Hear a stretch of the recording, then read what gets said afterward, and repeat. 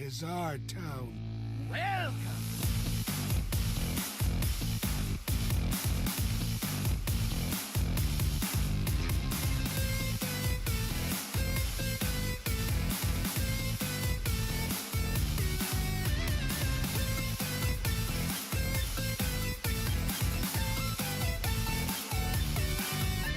What's up, everybody? Welcome to episode 188 of Value Town. I'm ChanmanV. He's Gaara. He's Feno. Hello. How's it going? Just got done streaming, right? I was watching. Yeah, for a I little did. bit. I don't know if Gaara was streaming. Yeah, I always stream. Dude, they always stream right before. Okay. Guys always make me sweat while I'm setting this bad boy up for everybody. But anyways, welcome everybody to the show. We've got a lot to talk about today. This week's been a busy week, man. Last week we were just talking about this like literally a second ago that it was tough trying to come up with segments and topics last week, but this week it was easy because we've got lots of stuff from HCT, a little bit drama from HGG, and then we got a couple good discussion topics in regards to the economics just of all the card games that people have been talking about. Right now, a video, Crip had a video. And then we've got Polarization. Like it's like the recurring theme, like every single week, Gaara. We talk about Polarization literally every week, but the community decided to talk about it collectively. So I guess we need to touch on it at least a little bit again. And then lastly, Blizzard Team 5 ended up tweeting something earlier today that caught us all by surprise. They changed their mind. I guess so. Yeah, and so we'll be touching on that too. But let's start like we always do this week. Hearthstone, what you guys up to? What have you guys been up to? Feno, since you're a guest, anything? I mean, not much, just laddering. What is there to do at Hearthstone right now besides laddering? So you clearly didn't go to Singapore, right? Like, took a break this week. Yeah, that was sad. Yeah. I couldn't get my spot. So, I mean, I would go. I even told them that I would go if, I would go even if I had a chance to play. Like, even if someone didn't show up and they could get me in, I told them I would go if that would happen, but they just told me that's impossible, so. Oh, okay, yeah. Okay. So that's the reason you didn't go? I just figured you were just going to, take a break. No, I didn't sign up in time, and I was, the waiting list was pretty big, and I couldn't get in, and, yeah, it just didn't go. Okay. The one event that Feno doesn't go to, basically. Yeah, it's sad because it was 3 points, and I needed those points. It's the same people at the top again, man. Same people. Yeah. It's kind of crazy how many people still go to these HCT events, even if they're at the end of the world. Yeah. I mean, they only go for 3-star masters, right? People, I don't know why other people go. That's what I'm talking about. At this point, that's true. Yeah. I mean, the prize money is not even much. It was really little. No one cares about the prize money. It's all about the 3 masters and people who want to go for last call. I don't know. Some people go for playoffs, but I don't know if that's worth it. Yeah. Okay. Well, Gar, how about you? Or actually, Feno, did you play anything interesting? Laddering? I mean, I play Queststroke all the time. So I played a lot of that. And then I tried some Thune Druids today. They don't work. Let me tell you. Coon Druid. I don't even remember the last time I played Coon Druid. Coon Druid was decent in the last day of the last season because people don't know what you are and then they play bad. But once people realize what you're playing, it's so easy to play around it. It's just not great against good players. Oh, okay. That's exactly what we need. Another good druid, just to tack on to the other 6. I mean, it literally plays all the good druid cards, and then it's just a random win condition that works. That sounds about like the other druids. It's about 6, 7 cards different, but everything else the same. Yeah. So, okay. Well, Gar, how about you? Surely you play something cooler than. Well, I don't know about cooler than Coon Druid, but cooler than Quest Rogue. Well, no? Usually I play the only existing control decks in the game, and right now it's only Bakure that is available, and it's a very frustrating experience. That's a terrible time to play it, dude. Because even Fibonacci doesn't play Warrior, and if he doesn't play Warrior, then it's pretty bad. Well, that's true. Usually I queue into 5 Togwaggle Druids, and then 2 Death Rattle Hunters, and then 2 Shadowwalk Shamans, and then I usually quit Hearthstone for the day and play some Magic. I mean, it's literally the worst time to play Odd Warrior right now. It's all the good decks are good against it. That's a good feeling. Are there? There's not a lot where I'm at right now. I haven't played a I Tempo enjoy Mage. farming the Tempo Mages with Odd Warrior. That's the only thing like deck is good at. if you queue into Odd Rogue, Zoo, and Tempo Mage, that's basically what you want. But if you don't get them, then you just get super hard countered. Like you either like as Vicious Indicate, we will talk about this a bit later. What do we call that again? What's the name of that word that happens with polarized deck? Oh, it's okay, apparently right. the most polarized deck in the existence or in the history of Hearthstone.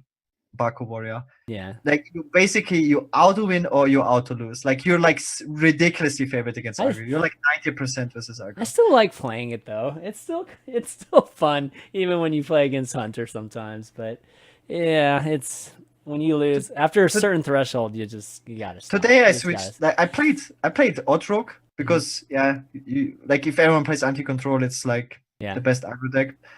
And then I face 3 Baku Warriors in a row, of course. Oh. And then I switched to Shadowwalk Shaman, and I think now I will just grind Shadowwalk Shaman again. It's like, okay, like there's so many frustrating matchups. Pretty much every matchup is frustrating for Shadowwalk Shaman, but it's like the only deck I can play right now that can beat everything. But I mean, at least there's some versatility in it, right? So you can play it a certain way against certain types of decks, and you can play it another way against another. Yeah, it has definitely skill cap. Yeah, your decisions matter, and it's nice for a change.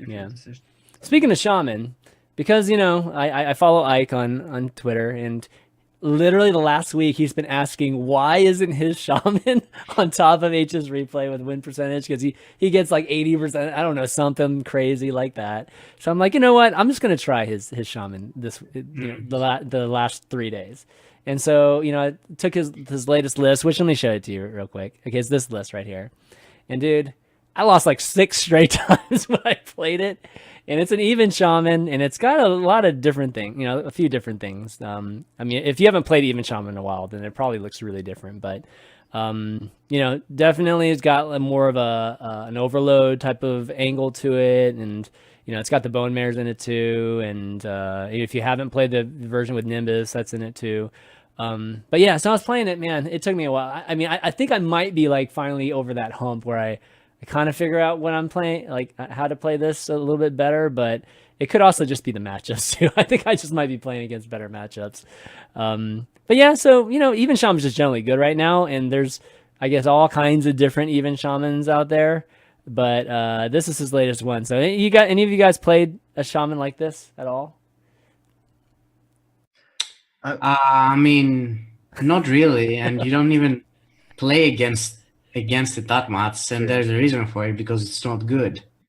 So I mean, I don't know, Ike likes to obsess over decks that aren't good, and because he wins a lot with them, he thinks that the decks are actually good, but they're not good. It's just the obsession that's making him want it to be good so badly that he wins some games, but he does well with it. Like at least the win rates he tweets about are super good. But he never shows he's wrong. You think that's random?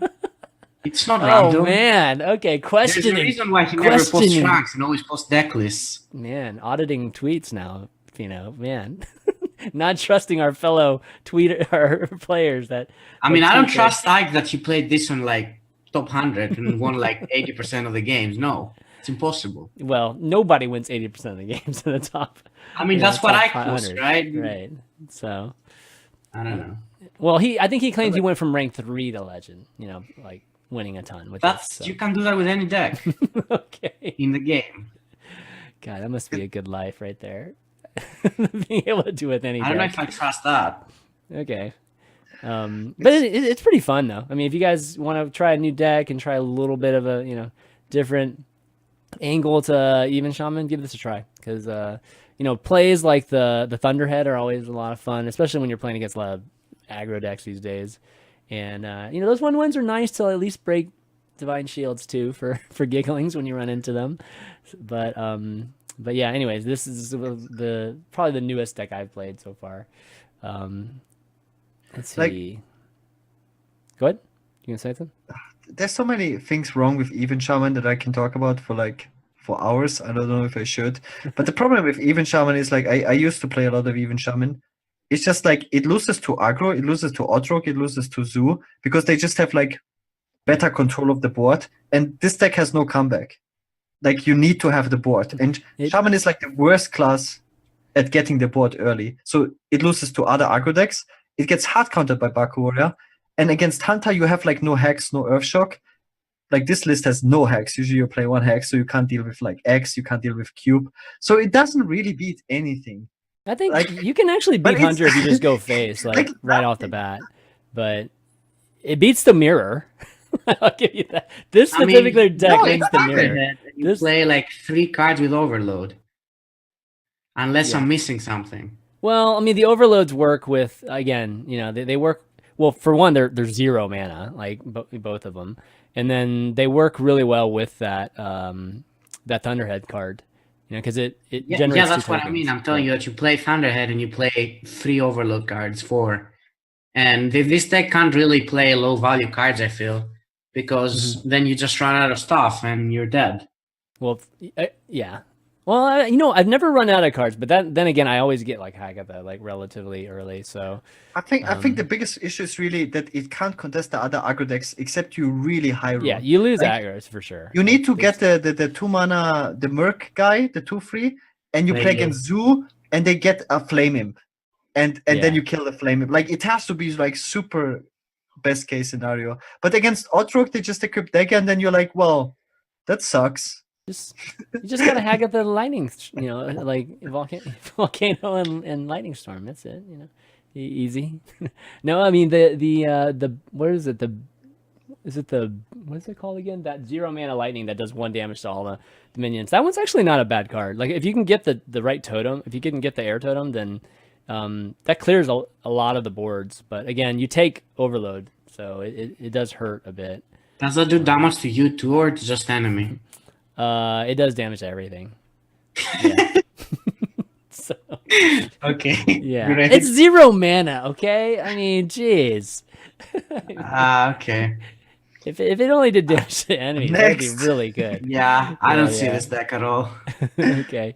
We can well, God, I keep doing that. We can thank Ike for this deck. Did any good player play Even Shaman in an HCT 2-stop? I don't think so, right? In aggro lineups. Oh. Even in 4 aggro lineup. I mean, in China, here versus China, Bunny and Colento played Even Shaman, but it didn't seem good. Yeah. I mean, Even Shaman hasn't been good since early spring, right? It's been the thing is it's okay, but it's not good. It can win. Yeah. Like you can high roll, but it's not a good deck. Yeah. Well, we have 25 decks you can climb ladder with, right? To Legend. So it's one of those decks, but in relative wise, it's not. Okay. It's not like super terrible, but it's okay.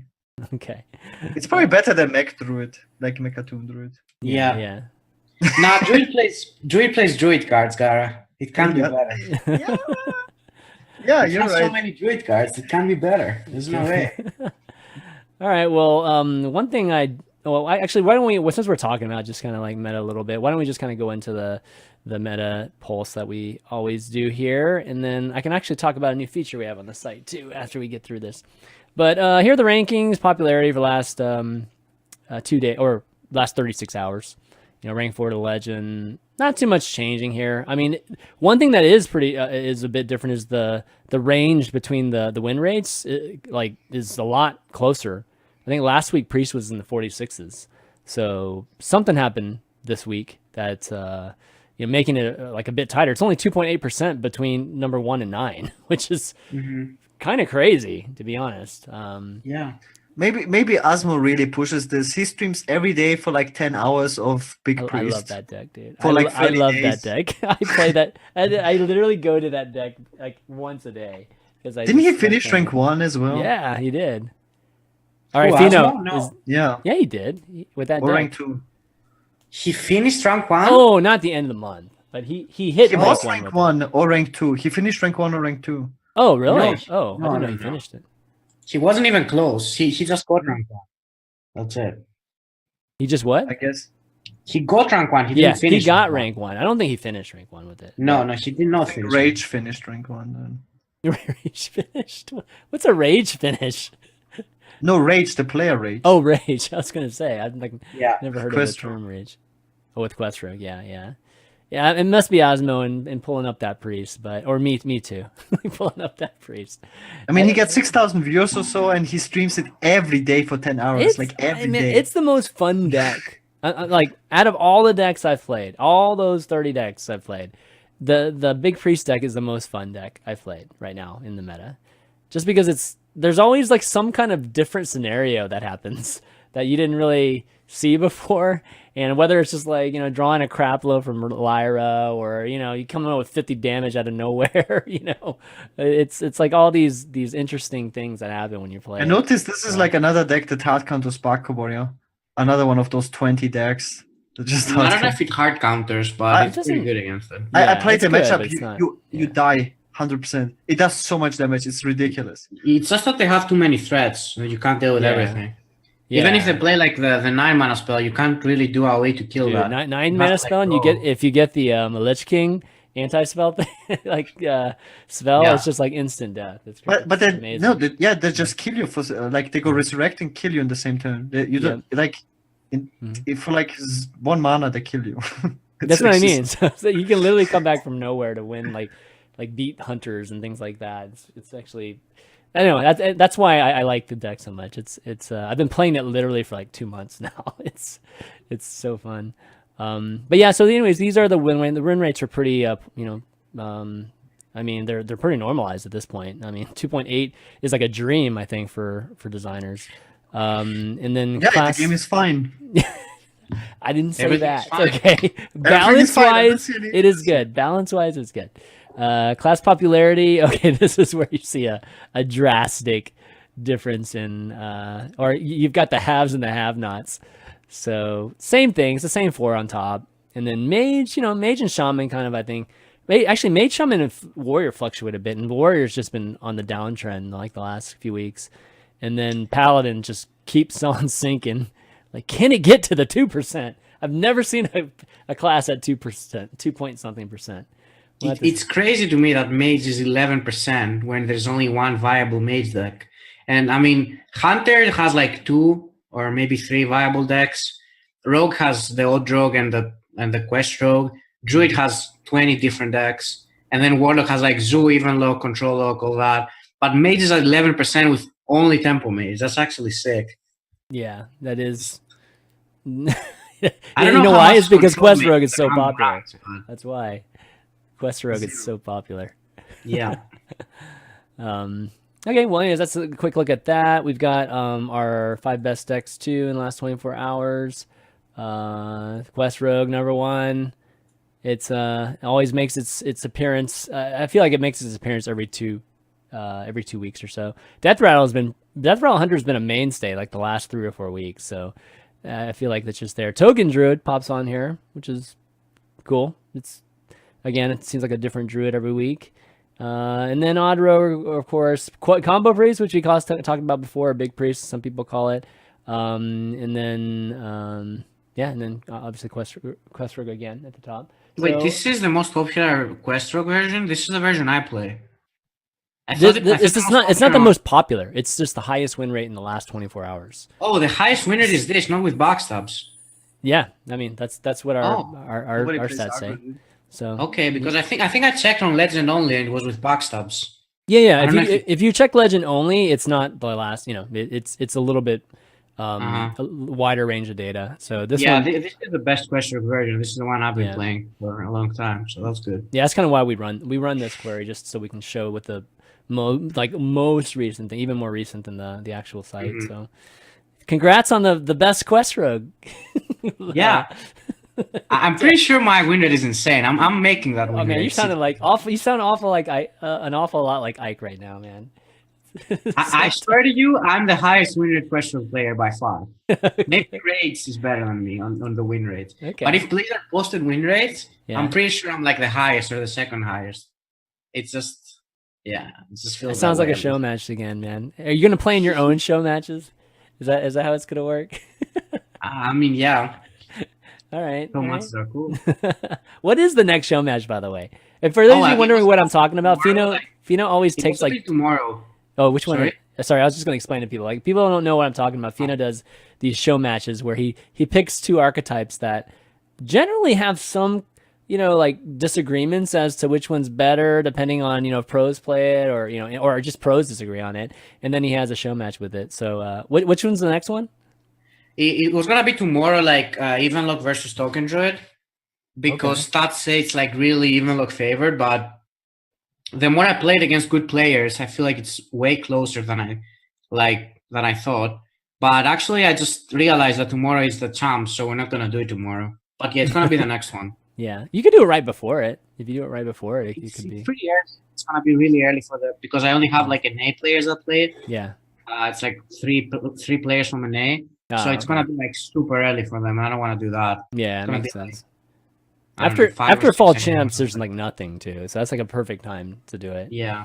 Somebody mentioned. Oh yeah, combo. It's not the big priest, guys. Sorry. This is a combo priest. This is like a legit combo priest because it has the inner fires in it and everything. So, okay. Well, anyways, that's the 5 decks. I did want to announce something to everybody. If you guys didn't check out our Twitter today, is that we launched a new filter today, or we rolled out a new filter on the site, which is the top 1,000 legend filter that you can filter the decks with. This is like a feature that I think people have been asking for a long time now. So, I think we're finally getting to some of these features. We've been kind of making it just more of a priority to get some of these more, public facing type of features for you guys, because we've been doing things like localization, like the site works on a bunch of different languages and countries now and stuff, but you guys don't see it obviously if you're in the US or North America or whatever. So we're going to get more of these out. So this is the first one, and we'll have another one next week too, so be on the lookout for that. But this is great. You can sort by this now, and I know folks like Gaara and Feno, I think that, a filter like this is much more useful to them than really good. Yeah. Really good. General legend one. Yeah. So anyways, check that out. We chose 1,000, by the way, just because, that was the kind of the sweet spot right now with how much data we're getting in the legend ranks. And, if we get more people using HCT, we can maybe get to maybe top 500, but it's just a matter of number of games at this point. So think about it. If you're a legend player, good legend player, go download HCT at hsreplay.net/downloads. That'd be good. Okay. Well, got through the meta, so let's talk. So we've been talking about meta and all this stuff, and I guess maybe let's talk about the polarization thing, and then we'll talk about the Team 5 tweet today. So polarization has been literally a recurring theme every week. So I don't want to touch too much on it, but this week, Vicious Syndicate released a article that basically showed numbers. They came up with their own kind of polarization metric, and it just kind of showed you how polarization looked expansion to expansion. And right now it looks like that it's at its highest, right? Like the difference between win rates are in matchups, and having these matchups just be very one-sided is at its highest. So not a surprise. Everybody knows this. It's like people have been talking about it forever, but I think that the article just was more of a, like a focus point for everybody to talk about it. Anyways, they responded. So Mike Donay had a response early, which just got downvoted to create literally minus 500 downvotes or whatever, because I don't know. It just wasn't like a terrible response, but it was more like, I don't know, how do you describe it? Just, It seemed like he didn't know what he was talking about or something. I don't know about. So let me show it to you. I don't know about that, but it was just you should have written the article like this. It was like one of those kind of responses. Like this would have been better if you wrote the article like this, but it didn't say that it was right or wrong though. It just said that you could have, explained it better by doing this. And anyways, that got obviously negative 665 points. I mean, super bad reaction from the community. So Ixar had a response too on Twitter, which definitely was much better in terms of addressing it a bit. And you guys get a look at this response from Ixar it's like in a reply to a tweet too. But yeah. So anyways, he was talking about it. I mean, I think that he thought the article was really good and was talking about it. one of the things that he said is he doesn't think that their numbers align with that, which is definitely a response we don't like to hear as a community, because those numbers are obviously not transparent to us, so we don't know what those numbers It's even like are. you So guys don't know what you're talking about. The game's fine. Just have fun. He doesn't say that, okay? Like, his response doesn't say that for sure, but it definitely does, insinuate that their numbers do look a little different in terms of polarization. So that's kind of. I mean, interesting. honestly, they can't be that different, right? Like, I don't think so. I mean, I come don't on, think they how can they be be that different? They can only be different if they look all ranks, and like if people play Questrock on rank 25, they probably lose to Baku Warrior because they don't go for infinite value because they have no freaking clue what they're doing. I honestly think Baku Warrior is favored on rank 25 against Questrock. Yeah, exactly. I honestly think that. So if you look at all ranks, then it's probably not as bad. Yeah. If you play the game completely terrible, then. But there should be a way. I mean, I think I'm thinking you're right when it comes to like the response with the overall, just their numbers look differently. That could be an overall all players type of thing, but I don't know. I feel like they've probably gotten to the point where they segment, these things, right? Like how it looks with these, rank 15 to rank 25, how it looks from rank 5 to rank 15, how it looks from legend to rank 5 or something like that.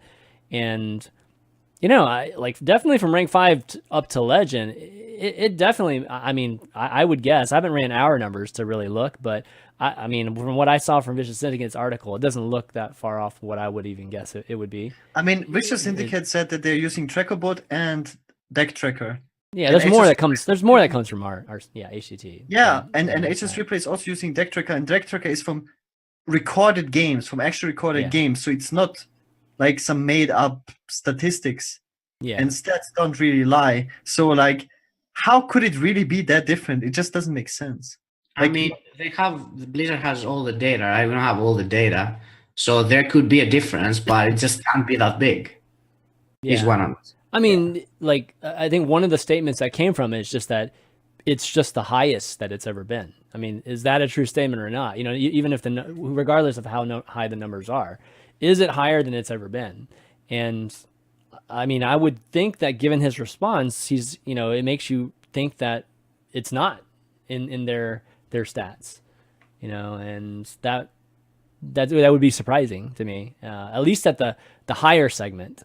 And I mean, I think most of the players obviously are in that, what is it, below 12, rank 12. I don't know what it is these days, but before it was like 70% of players are below rank 12, and maybe they're just looking at it purely from that standpoint. But again, it's even if like the majority of the users are in that segment, the majority of like streamers and pro players and like that side of the community are all in the other bucket. And I mean, it's clearly an issue right now.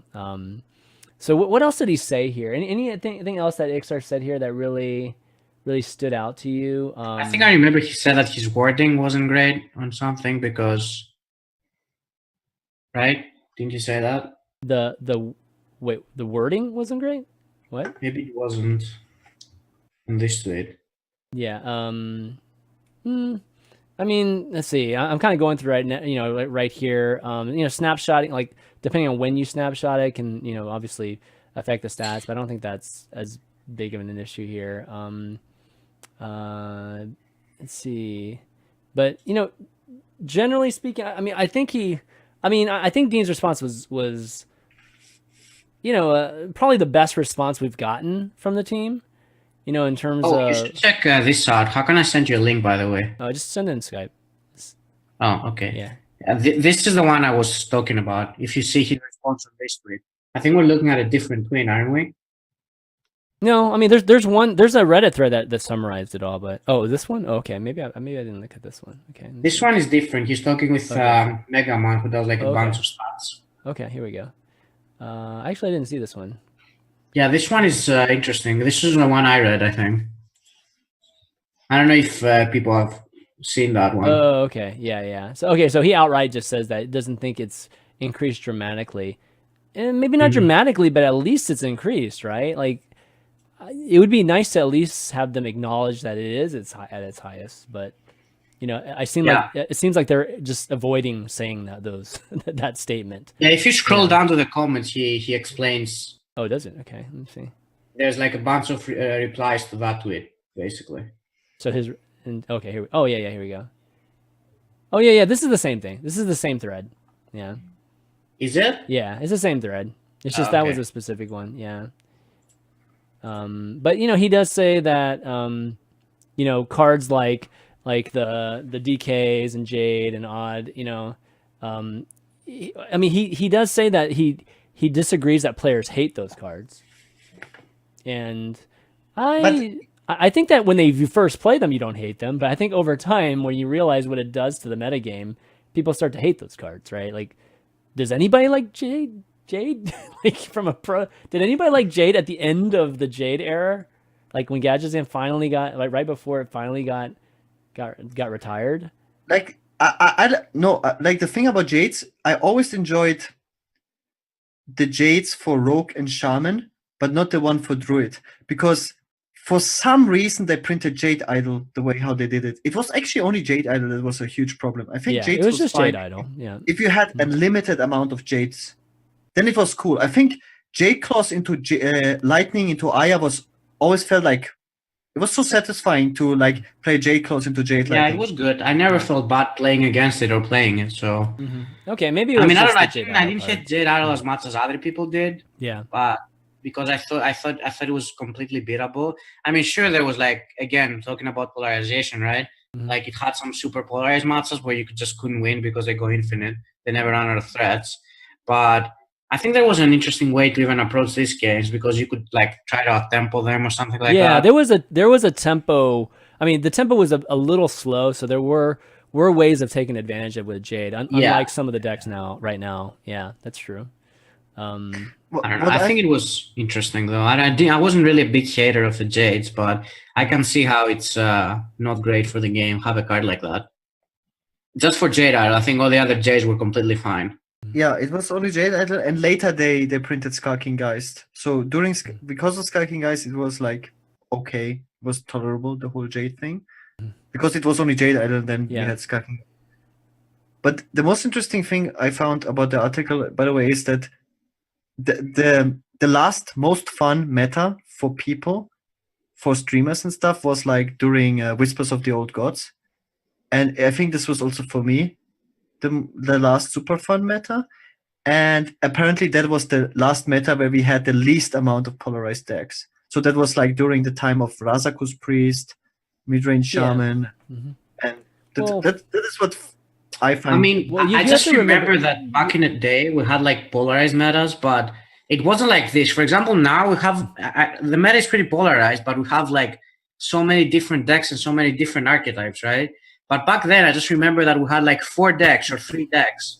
I clearly remember that we had Jade Druid, Freeze Mage, Miracle Rogue. It was 3 decks that were good.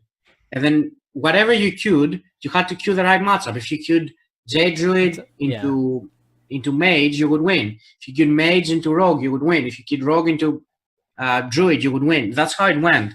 And it was terrible back then because it was only 3 decks.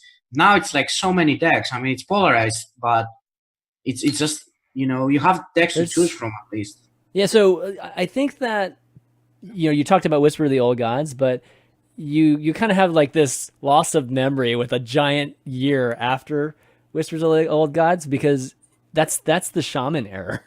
That's the time where that was not bad. The mid-range Shaman was the only deck that everybody played. Yeah, but it was still I remember like when I got rank 1, I had like 70% win rate in the mirror, and we basically played the same deck because skill mattered a lot in the Shaman mirrors. Yeah, I think there's another thing but there's a bad element to that too, though. Yes, after a while, Gaara, also people figure out how to play it. It's like after a while that the difference gets lower. Like at the start, you might get like a really good edge because you know how to play it.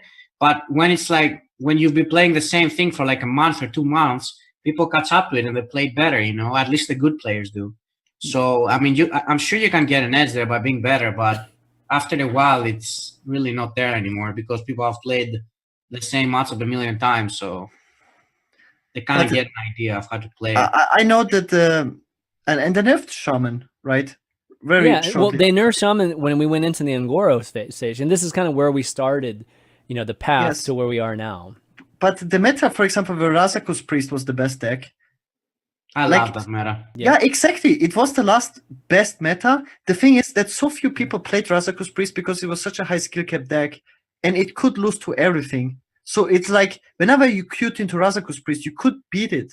Like with I thought a lot of people played it. No, no. A lot of people did, but not a lot of people did well with it. I just remember it was, yeah. Okay. It was like the same people doing well with it, and then everyone else was playing like Jade Druid, Paladin, and Temporal, because Temporal was a deck back then. So if you could play Keleseth on 2 and step, that's Spiteful was too. I mean, it's and I think Spiteful was. Maybe I'm thinking of the wrong thing there. But anyways, the point is that the extreme, which is like one deck is super good and skill cap matters there. Because during the Shaman period, I remember a lot of pros I actually had no problems with the Shaman era because the Shaman deck had a very good skill cap to it. Like going mirror matchups and things like that. But from a diversity standpoint, but from a diversity standpoint, it's terrible. So like I think both sides, both are huge issues. So I don't know exactly what people are looking for when they want to describe a perfect meta though. Like, what is a perfect meta? Do you want everything to be 50-50 or what? Like, well, I think polarization is going to happen, right? Is actually the percentage. Well, but I think polarization is always going to happen because I think getting 60-40 between a lot of decks is just impossible. Like, you can't have 25 but decks. We had that for the first year. Most matchups are 60-40. Well, okay, so for the first year, I think deck decking wasn't nearly as crazy as it is now, obviously with our site and everything. So, things were getting discovered much, much slower. And, I think if we started way back in the beta again, we'd be in the same spot again. A little bit different. So again, like we like got ourselves out of the Shaman era by creating all these crazy like win conditions with quests and DKs and like what we've been doing the last year. So I think that lesson learned is that those type of cards are bad too, even though there are good elements to the cards, but in the end it's creating even more contrast and more polarization because of it. But it did add elements like control, right? Control, I feel like this last year has been more of a thing just because we have cards that give infinite value. I mean, we have cards that give crazy value, Is control a thing though? Like, I mean, sure. Aggro still is like super, super great. But it's just funny that they've nerfed like aggro. I feel like they nerf aggro every time. They never bring aggro cards, and somehow aggro is still the best, like every time. It is, but you can't say that control isn't better than it's been in the past. I mean, there are no control decks right now. It's only warrior, and everything else is bad. Priest is bad. Warlock is bad. Like the destroyed control. It's the thing I've been saying. If you're talking about if control doesn't include like OTK decks and things like that, then sure. No, that's not control. More traditional control. Yeah, more traditional control. I guess there isn't that many except for the war. I mean, like if you think about it, I've been saying this for a long time, is that people who try to play anti-aggro decks, I don't know. Sometimes you say that control decks are anti-aggro decks, but I don't know how that terminology is in Hearthstone, because some people they consider, maybe the priest deck that Asmo is playing as a control deck. I don't see that as a control deck, for example. Yeah, it's kind of murky as to what it is, but combo for sure is a strong thing right now. Yeah, I just think that control doesn't really beat aggro anymore. That's the thing. Yeah, like the only control deck that's a real control deck that beats aggro is Odd Warrior. Like priest doesn't beat aggro, mage doesn't really beat aggro. I mean, priest could be doesn't really beat aggro. It just loses to like everything else. That's you could put Arcanized back in and circles. I don't think they beat aggro enough to justify playing this deck, especially in tournaments. Like, no one is playing control lineup for a reason, because it just doesn't beat aggro. And then there's a bunch of anti-control. So, So good question. I don't know what a perfect meta really looks like. Is it less viable card of decks? I think it's like just you need to have counterplay. Like, you need to be able to interact with what your opponent does to some extent, at least. I mean, or at least have the feeling. So if you, because I've been thinking about this, right? So the only decks that are really polarized in this meta, that make the meta like bad, as everyone says, it's only Quest Rogue and Odd Warrior, right? Is there any other deck that's really polarized? Like, I really don't think so. Dogwaggle Druid, of course. Dogwaggle Druid? Yeah, since they printed Florist, that deck is now super Dogwaggle Druid is before Florist, Dogwaggle was fine. I don't know. I think the only decks that are really polarized is Quest Rogue and Odd Warrior. And I mean, other than that, I feel like the meta is like completely fine. Every matchup is pretty close, in my opinion. I don't know how this. I mean, I think this meta appears to be the most polarized just because of these two decks. I think everything else is. I am all for killing those decks and just seeing what happens to the meta. You know, like, I mean, I think Druid would be crazy. You know, still crazy strong, or maybe even stronger. And then we'd have to look somewhere there. But yeah, Druid, like. They should remove Florist and of Odd Warrior and Quest Rogue. Yeah, but then you don't know what happens, right? Because if you remove Quest Rogue, for example, then there might be some decks that can get out of control, like Odd Warrior, right? Like Odd Warrior, maybe. No, get rid of that one too. Like, we said Odd Warrior, Quest Rogue, and Florist. Yeah, I don't know how that will look. I'm always scared of. There's too much you can do with strong decks, but I mean, if you counter Odd Warrior, then what? I mean, Tempo Mage is not in check. I mean, think about Mage with everything. Yeah, I mean, I think you can beat Tempo Mage with some other. I mean, I honestly think if we had no Quest Rogue and no Odd Warrior right now, the meta, like in polarization wise, would be perfect, because I feel everything is like really close. Other than, I think if you put down all the matchups and look at what would beat Malygos Druid? Nothing. I mean, aggro decks beat Mali Druid. Aggro decks is good against Magret. Tempo Mage is like 50-something against it. It's totally winnable. Yeah. There are decks that beat it, right? It's... it works. It works the way it's supposed to work. You know what I mean? I mean, I think it's not even just Tempo Mage, right? Like, I think some of the other aggro deck, it's like, as long as like more than one type of archetype, you know, like aggro versus control versus combo, like counters what's supposed to traditionally counter it, then that's fine. But right now, there's like only one deck that you know, where an aggro is supposed to counter another deck. There's only one deck, the Tempo Mage, that actually truly counters some of these decks, and that's bad, right?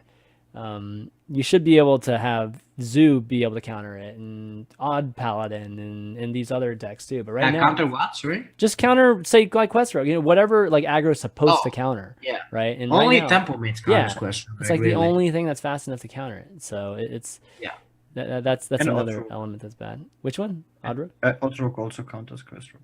Not that much. I've heard people debate about that, actually. It's just that if Quest Rogue is played well, it's so good. It's like, I mean, you're talking to a guy who's awesome at it. So if he doesn't think Odd Rogue's a bad matchup, and I can see that, like, when I play Mage, I'm like, there's no way I can win. Like, everything needs, like, he needs to hero power turn 2, pass turn 1, maybe Arcane Intellect turn 3, and I'm still not winning. Like, it's just, so many things need to go right for you to win, and that doesn't happen with Zoo or Odd Rogue. That, like, no, these are completely winnable, but it's only Tempo Mage that's like really bad. And I think it matters. I don't think it matters how you play Tempo Mage because it's terrible, but it really matters how you play against Zoo and Odd Rogue, in my opinion, at least. Yeah, Odd Hunter. Odd Hunter's another one that would work. Well, okay. Anyways, so Ixar spoke to that. Feno's like challenging. Feno's just like, man, you guys talking about decks that are just. I don't even think Odd Hunter really beats Quest Rogue. It doesn't? Really? I don't know. Okay, like, if that doesn't beat Quest Rogue, then that's terrible. A hero power that does 3 damage every time. Like, that's the only deck you can beat, probably. I don't think so. I honestly think it's fine for the Quest Rogue. It's not Tempo Mage. Like, Tempo Mage is like... That is a show match I want to see. They basically build the deck to only beat Quest Rogue. Every card is good against you. If they Fireball turn 4 your face, it's a good play.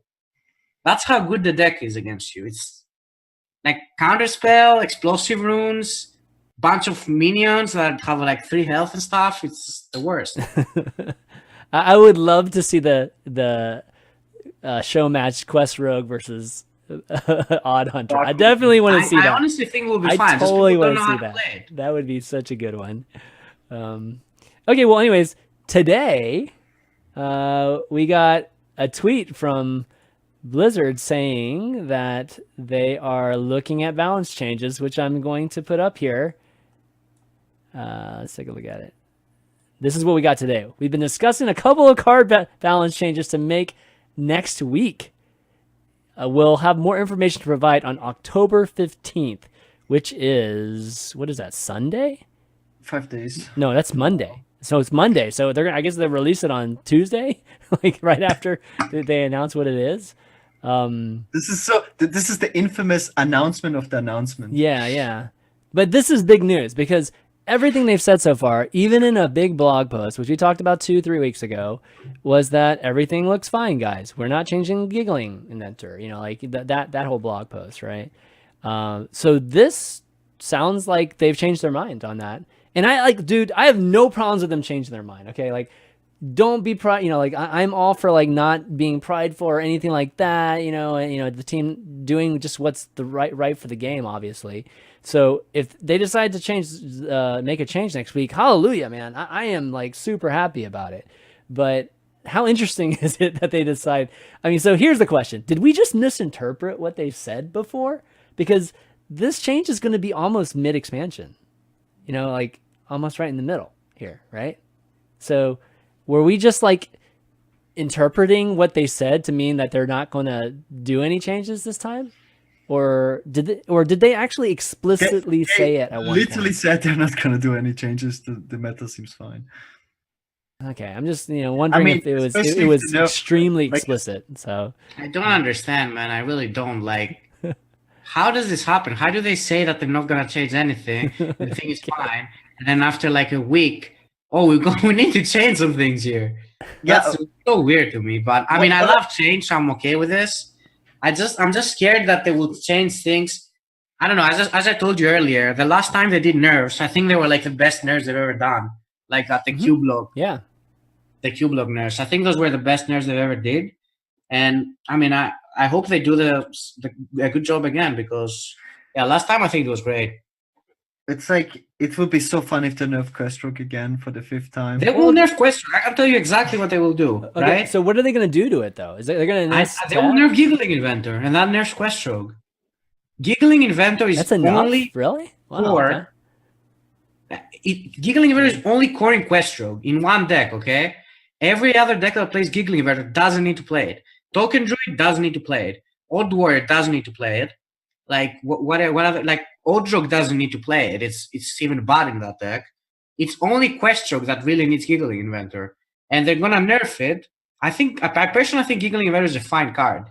I don't think it's too overpowered or anything, but I think they're just gonna nerf it just so they don't have to nerf. Is there another card they can nerf in Questrogue that would nerf Questrogue? Sonya? I don't know, maybe Sonya, but then Sonya is not like an OP card, right? It is super OP. It is just the combination of the quest that makes it OP. Yeah. So you might as well just delete the quest now, so you don't have to be scared of printing cards that are insane with Questrogue Hall of Fame, the upcoming sets, right? And that's how I see it. Like, I would be down honestly for it. prefer for them to kill the quest. I would be down for them to actually death penalty a card. They haven't done it. I would be okay with it. Yeah, I totally would be. But I'm so tired of them like keep printing cards and nerfing them because of a certain. Isn't that what they said about Warzone Commander, that they nerfed it so they don't have to like print cards that? Yeah, I mean they basically did that to that card. Like, it's just so I think it's straight with the quest too, because I mean I think they're always like, who expected Giggling Inventor to push Questrogue like so high on the tier list? I didn't expect it. And they clearly said that Giggling Inventor is a lot better than they anticipated, and I'm sure that includes Questrogue, and something that my biggest issue is with, they nerfed Questrogue 2 times before, where it was much worse. The win rate of Questrogue was much worse before than now, and now it's fine to have Questrogue in the game when it is much better than it was ever before. I agree with that. Questrogue is much better than it's ever been. But it's illogical, right?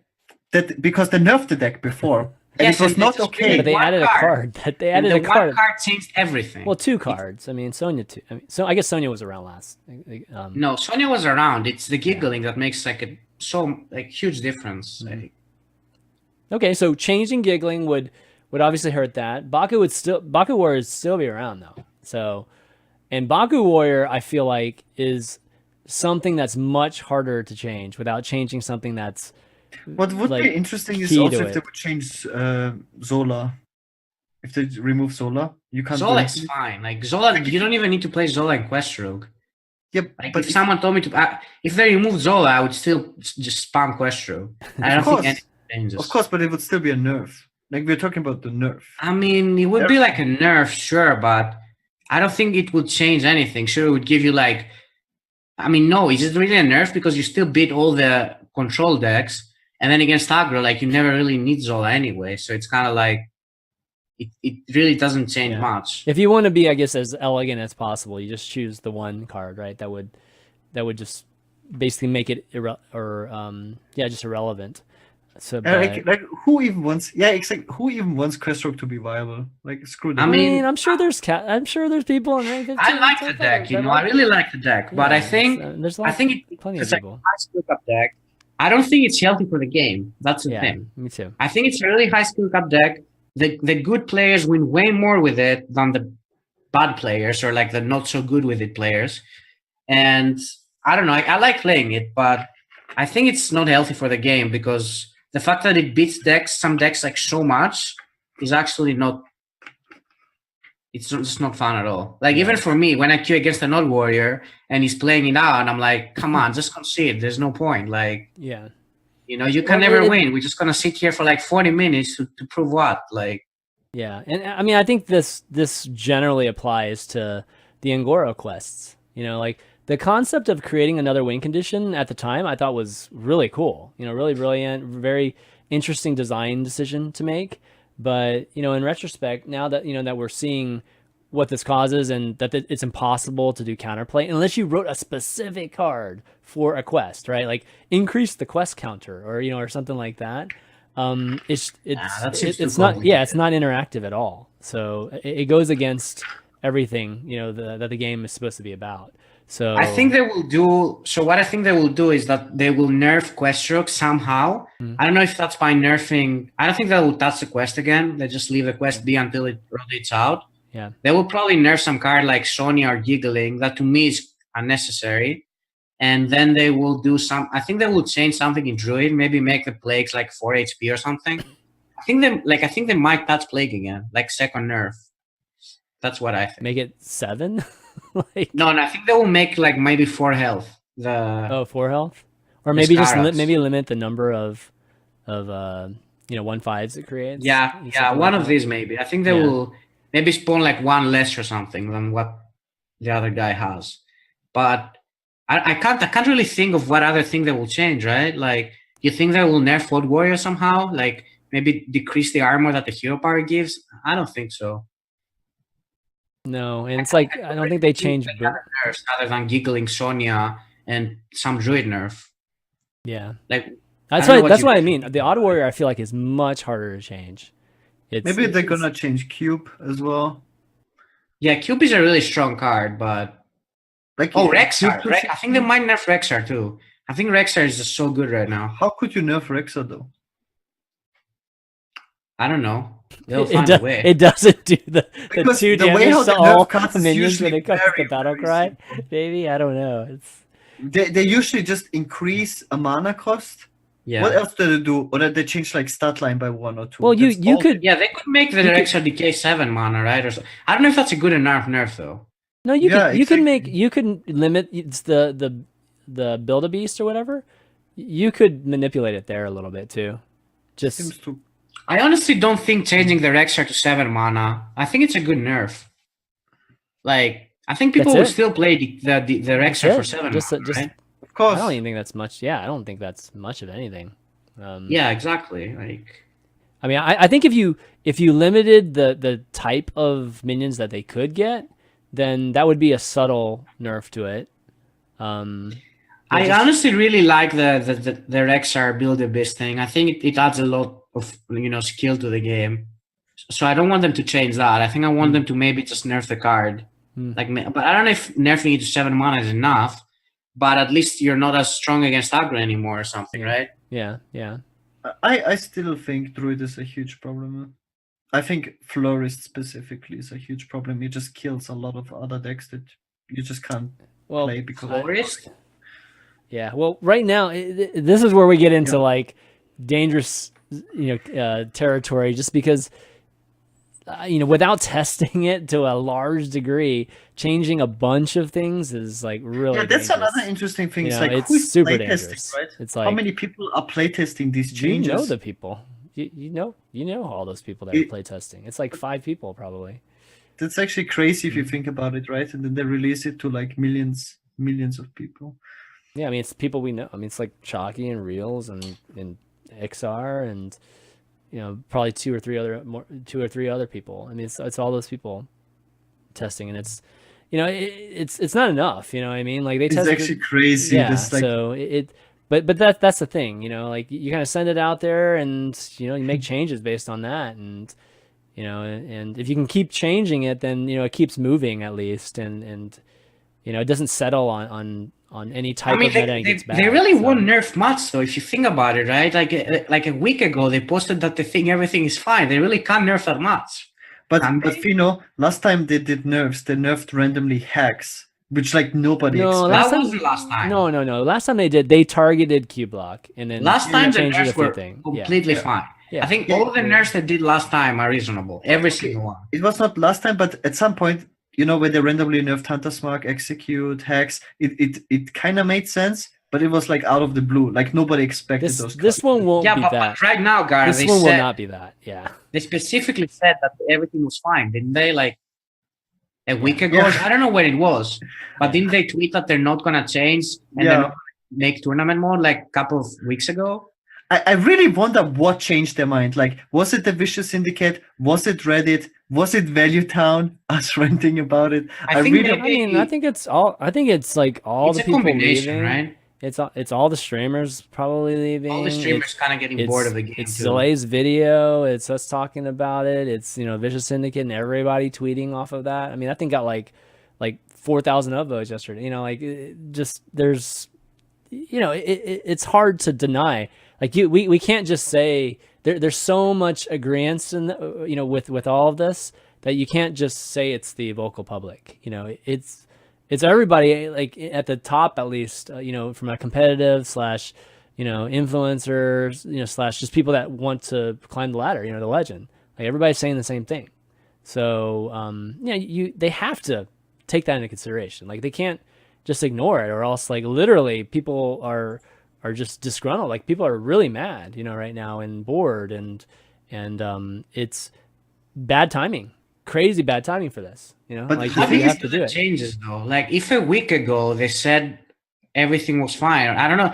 I don't want to it's really not a week, right? It's more than a week. How long did they post the article with tournament? The tournament mode was probably like 3 weeks ago, 4 weeks, almost a month ago. Yeah. Okay, let's say a month ago, right? Yeah.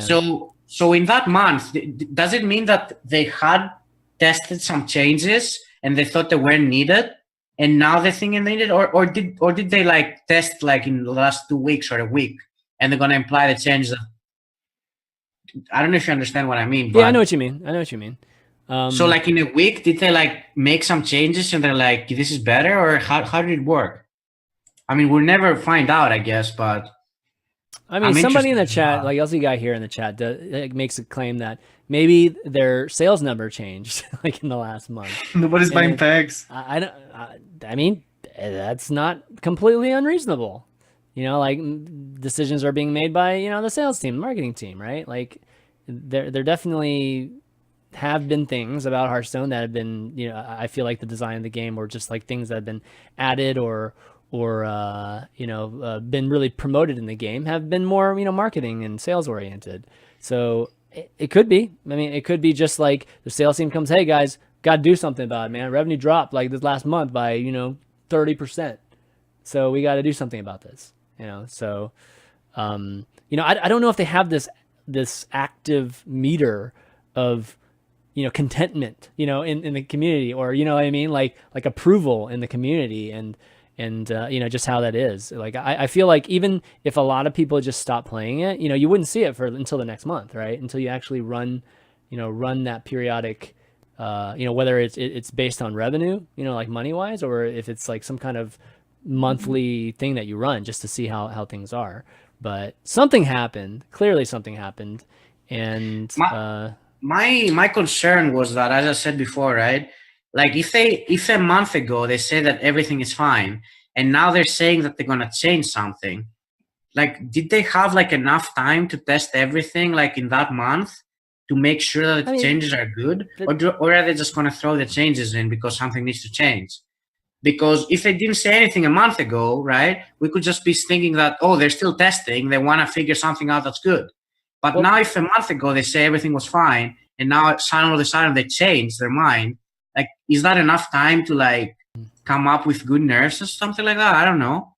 That's my concern. Well, first off, let's just be honest here. The amount of testing that they do isn't enough. I mean, it's not enough to actually be a valid test anyways. Like 6, 7, whatever, even like 10 people testing it just for but you could be working on that for months, right? When you say that, like, you don't think anything needs to change, and then something needs to change, then I don't know. So you're thinking it could be just a rash decision, like, and you might be scared. So for me, this is like a great case of damage control. Like, people are quitting, like sales number are going down, over player base, viewership is going down, everyone is like trash talking the game. You gotta do something fast. Artifact is around the corner, Magic Arena just got released, it's like all bad things. Yeah, it's like I said, it's bad timing for all this stuff, and they'd be bad if they didn't react to this and do something about it. Like, if they just sat here until BlizzCon, and like, I have no idea, like, we have no idea what's going to even be announced at BlizzCon. It could be something huge, it could be nothing. But it's like Feno said, it looks so bad when like 2 weeks ago they say it does, but it does, like, in the end though, like, I don't care, like, I don't care what they said before. All I care is about what they're actually doing.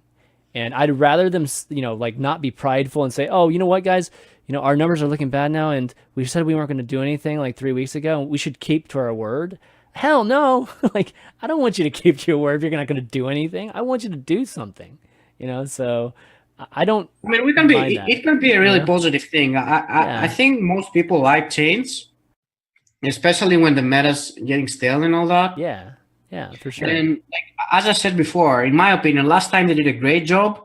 If they can do like the same or like equal amount, I think it will be good for the game. So I'm excited for it. I think it's going to be good. That's all. I mean, I think any change, I mean, even if it's like, who knows, 3 months from now, it might be terrible. I think just a change is good right now, like, to do something, at least to get us to at least the next expansion, and no idea about BlizzCon, but okay. Well, man, we spent like a good amount of time. I really agree with what Dog said, by the way, just to finish. What did he say? What did he say? I just saw this tweet. Let me link it to you. I linked it to you in Skype. 2 things. Oh, you did? Okay. 2 things came in. Brand new. We're like up to date. Brand new. Okay. Let's see. Like, one thing is Proton is hosting an arena tournament. He just announced it. Oh yeah. I saw. Oh, it's an arena tournament. I thought it was going to be like a like arena, like a dungeon run type of thing. But no, it's cool. Arena. Okay, cool. Okay, so this is what Dog said. The answer is adding a new mode or a different way to use our cards. Okay, so I couldn't agree more with this. Yeah. Like, usually Savish used to make also a lot of tweets like that. Yeah, I mean, I don't disagree with that either, but that is more of a long-term plan. Like, this is not something they can do overnight or even just like within 6 months. This is something read it for the listen. They have to. Yeah. But so it says happy. I mean, there's no way they don't have something planned, right? Yeah, so Doc says Happy Blizzard announced the nerfs are coming, but the staleness of Hearthstone appears too often. The answer isn't just nerfs and card changes, but adding a new mode or a different way to use our cards. I think one thing that we've seen is that they don't seem to have a lot of resources that work on extra things, like tournament mode, for instance, right? Like it took a long time for tournament mode to even be made. And I've heard from people that Hearthstone is like their most the game that makes them more money. Is that not true from Blizzard? I don't know. That's what I've heard. Yeah, it's definitely one of the big, It's like if on not top. the biggest. On top is definitely World of Warcraft because everyone who plays WoW has to. Are you sure? Because I've heard it from people that it's actually Hearthstone. Yeah, I think Hearthstone is. So if it makes them more money, Blizzard's like a huge company. Shouldn't they just, even maybe put more people into it since it's doing so well? I don't know. It's an interesting thing. I mean, we just had literally the entire management team leave.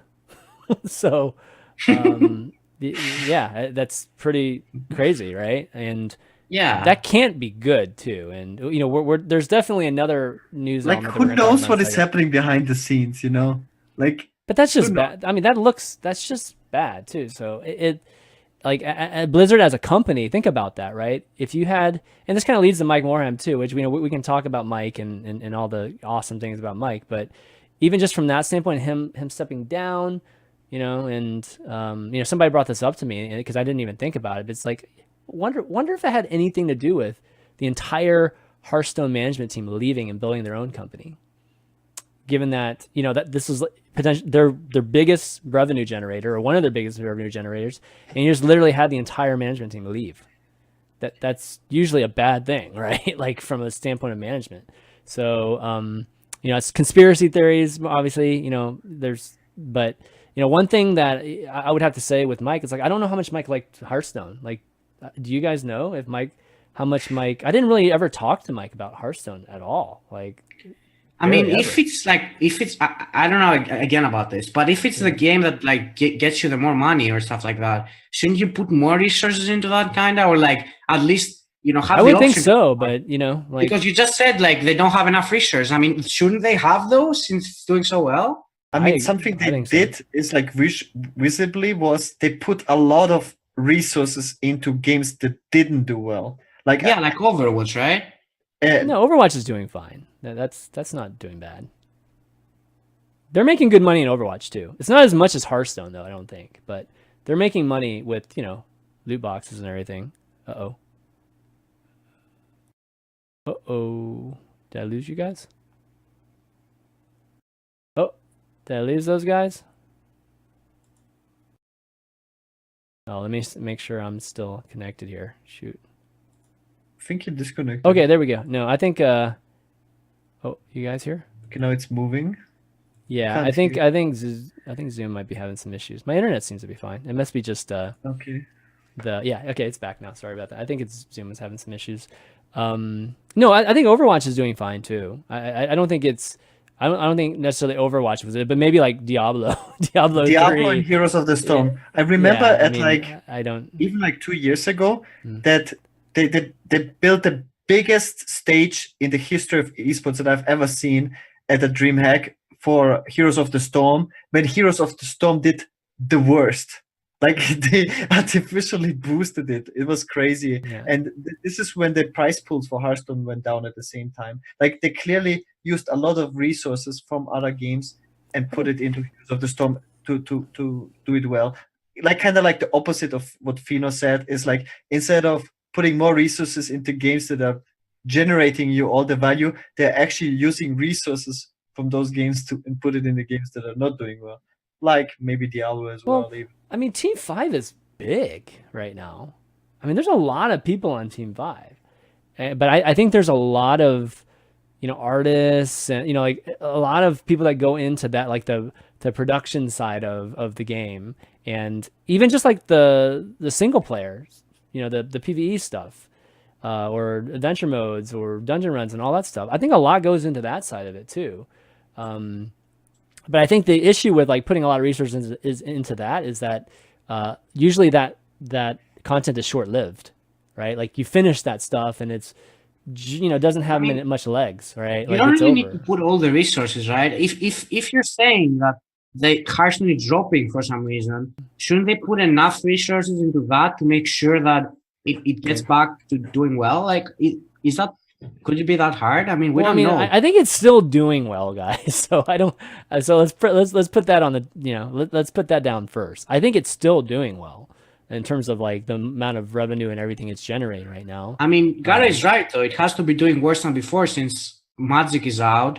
Like all the big streamers are streaming other games now too, like Dog, Dice, all these people streaming Magic Arena or whatever. So I mean, it kind of makes sense that it should drop a bit, right?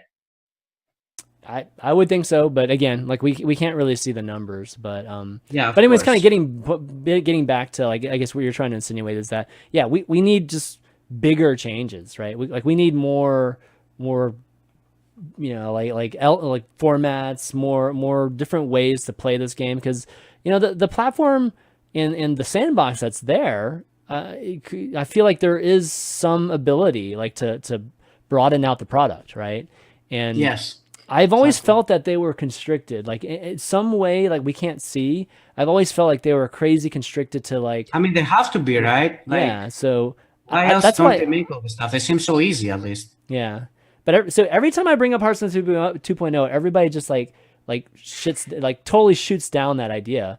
But that's the whole premise of it. It's like it's a way to start over in terms of like getting like these huge features out there.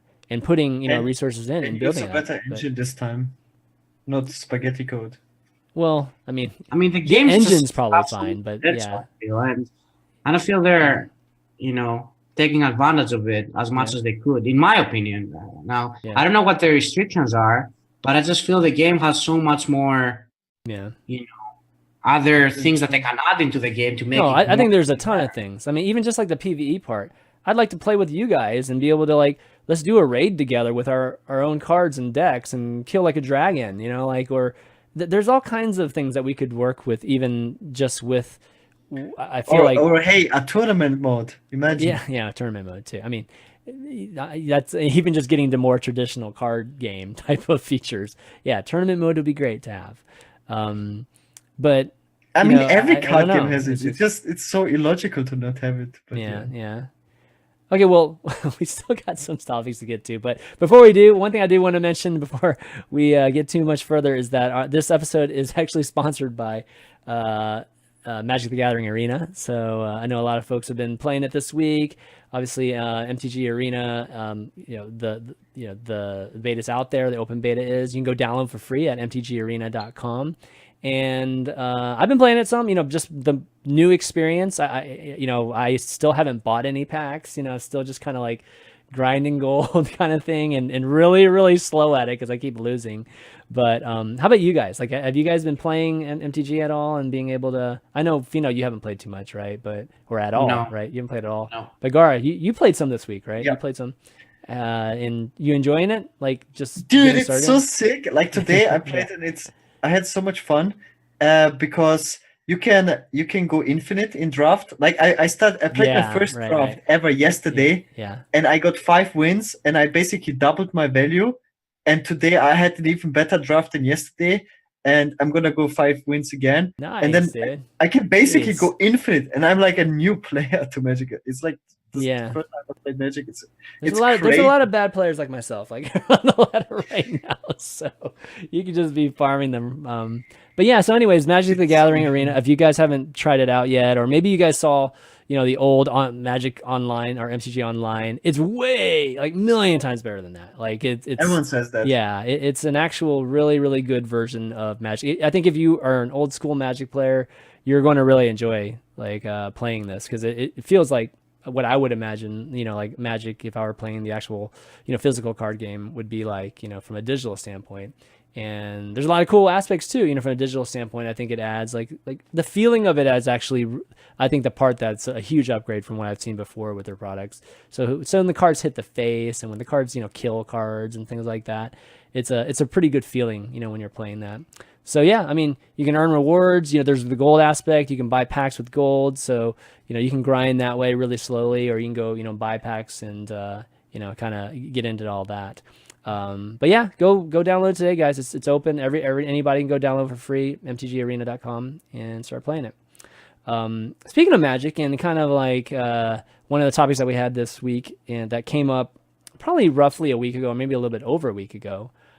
is that Reynad made this video that was just talking about basically economics of just more the money side, just how much money we spend, what the value that our money is going into, in terms of all the different cards, including his card game Bazaar.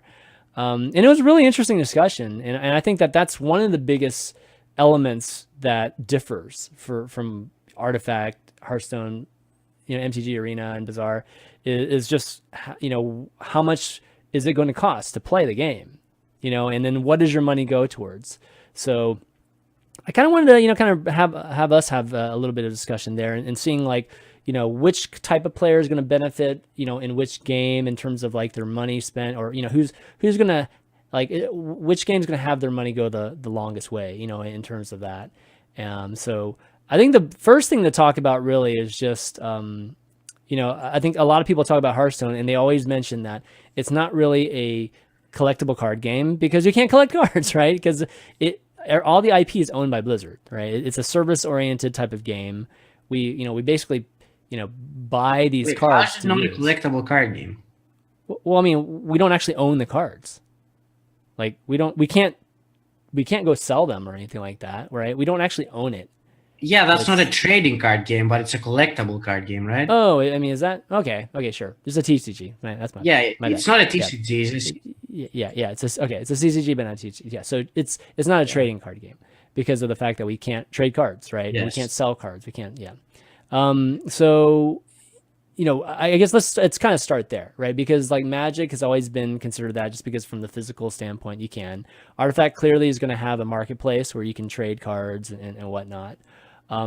So is this, in your opinion, a better or worse thing? To have this marketplace, and what that marketplace means, by the way, guys, because when you have a marketplace, that means the value of cards are going to, for the most part, get driven up. Like, let's say good cards, like, I don't know, if if you only play Hearthstone, like Giggling Inventor, for instance, right? The value of Giggling Inventor, or how much it would cost to buy a Giggling Inventor, would go up. Just because that's just how markets work, right? And when something's good, a lot of people are going to want it. So you have this concept of just like generally the price of like playing these games, much less the whole buying packs and how that all works, but that just the cost of that goes up. So how do you view that? Would you rather pay more money to be able to like trade and keep cards and like have that ability, or would you rather have it cheaper and it be more like Hearthstone? I mean, I don't know. Like, I don't really have a good view about this because I always get all the cards in Hearthstone, so I can't really, see it from a player's perspective that doesn't have all the cards. But I don't know if I like the Magic and Artifact thing, because the good decks are always just gonna be so expensive, right? And I don't know how I feel about that. I'd rather just have everything kind of in the same price as Hearthstone does. I'm not sure. I want to hear what you guys thought about it, because I really don't have a strong opinion about any of these markets. Yeah. Gaara, what do you think? So first of all, I hate when people talk about Artifact, because there's absolutely no information about how expensive Artifact will be. There's like some theories that you will be able to get all the cards for $200, which is way cheaper than Hearthstone. And I am pretty sure that Hearthstone is one of the worst models I've ever seen. It's just because first of all, it's online and it's so expensive and there's so little free stuff. And almost any other, I played so many online games, like at least 50 different online games. And there's so many free things you get in a game through daily quests. Every game has like so many different daily quests and rewards. But if you decide to spend money, you usually get an great like in-game return of value. Mm-hmm. And in Hearthstone, it's like really bad. But it's also not like extremely fun to open packs in Hearthstone. There's so many they've made it better. They've made it better, right? Like guaranteeing that you don't get repeat legends anymore. They give us free stuff every expansion now. I mean, I think Gaara took it too far there by saying it's the worst. Like, come on, it's really, no. Which game is worse? I know I think the biggest other card games to compare it with, so it's. Like, what are you trying to compare it? We can compare it to Gwent, which you have. It's way cheaper than Hearthstone. You can compare it, like you can't really compare it to Artifact, but from my analysis, it should be way cheaper. And like what Magic is, you can basically go infinite as a free-to-play player and get like all the cards for free. Basically, in Hearthstone, it would take infinite amount of times of playing Arena, and you have to be like average 7 wins, and it's just ridiculously hard. It requires a lot of skill. Well, you can go infinite right now, but no. Most but people the can't. biggest problem I have with Hearthstone is the dust, that you get 1/4 of the dust return if you disenchant cards. Okay, that's that fair. Is really bad. If that would be half, I think it would be so much better. I think that is really what is so painful. Yeah, Why I agree with you there. I think the dust ratio is probably one of the biggest flaws of it, because I mean that really just kills value, right? Like, you know, you're actually putting dollars in to buy packs that actually end up with cards, and then you end up, you know, even with something that's super good, you end up getting 1/4 of the value. That's just like insane to me. Yeah, I mean, I think 50% would be better, and still take a penalty on it, right? But I think it would be much more reasonable.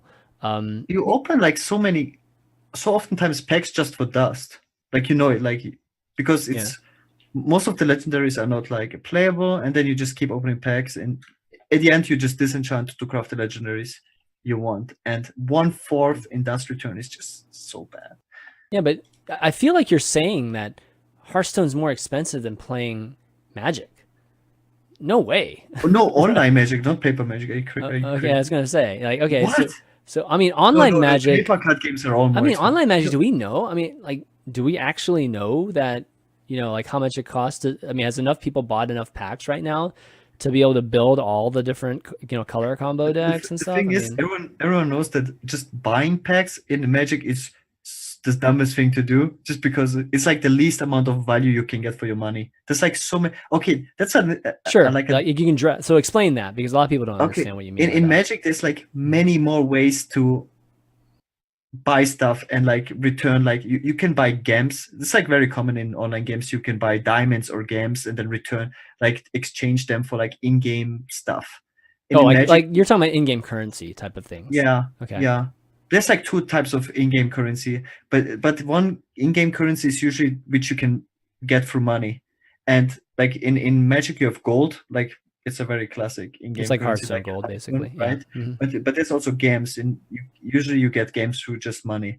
But in the game you can also get games through different game modes by like playing the game modes through paying with gold. There's one game mode where you can pay with gold and get diamonds, and usually, or like gems, and usually you can only get gems through money. It's gems, guys. When he says gems, he means gems, guys. Gems, right? Yeah. But this is the first time I've seen that you can get like a money currency through in-game currency in exchange. I mean, isn't gold the same though? No, usually because there's like it's like buying riot points with gold that you do with money, right? It's like buying riot points or something like that. It's like usually it's more valuable, the currency for money. You can get. Well, yeah, but Hearthstone has that too, right? No, it's 2 currencies. Like it's like in Hearthstone, it would be kind of like dust, but for dust you can only get. What can you do with dust? Only craft cards, right? You can't like enter arena through dust. If you could do stuff with dust, then you basically have 2 currencies in Hearthstone as well. But the thing is, you have way more ways. Like in Hearthstone, what can you do with gold? You can enter arena, and what else can you do with gold? Buy packs. Buy packs, yes. And in Magic, there's like I think 8 game modes. Where you can use your currency, and they have like usually a very great return for your investment. Like in Magic, if you do a draft, if you break even with 2 wins only, and usually they're best of 3s, and it's like arena. You have to lose 3 times to drop out of the draft. So if you go like 2 and 2, you already break even. And in Hearthstone, you have to go 7. You need to get 7 wins in arena to break even your 150 gold or something. It's just such a horrible return investment. And there's no other game modes to choose from. It's just like so little value for your in-game currency.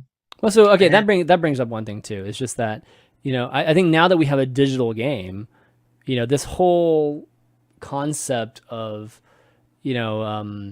having this whole trading card thing, like actually having something in your possession, something that is of value, to the rest of the world. I think that's where people kind of get in.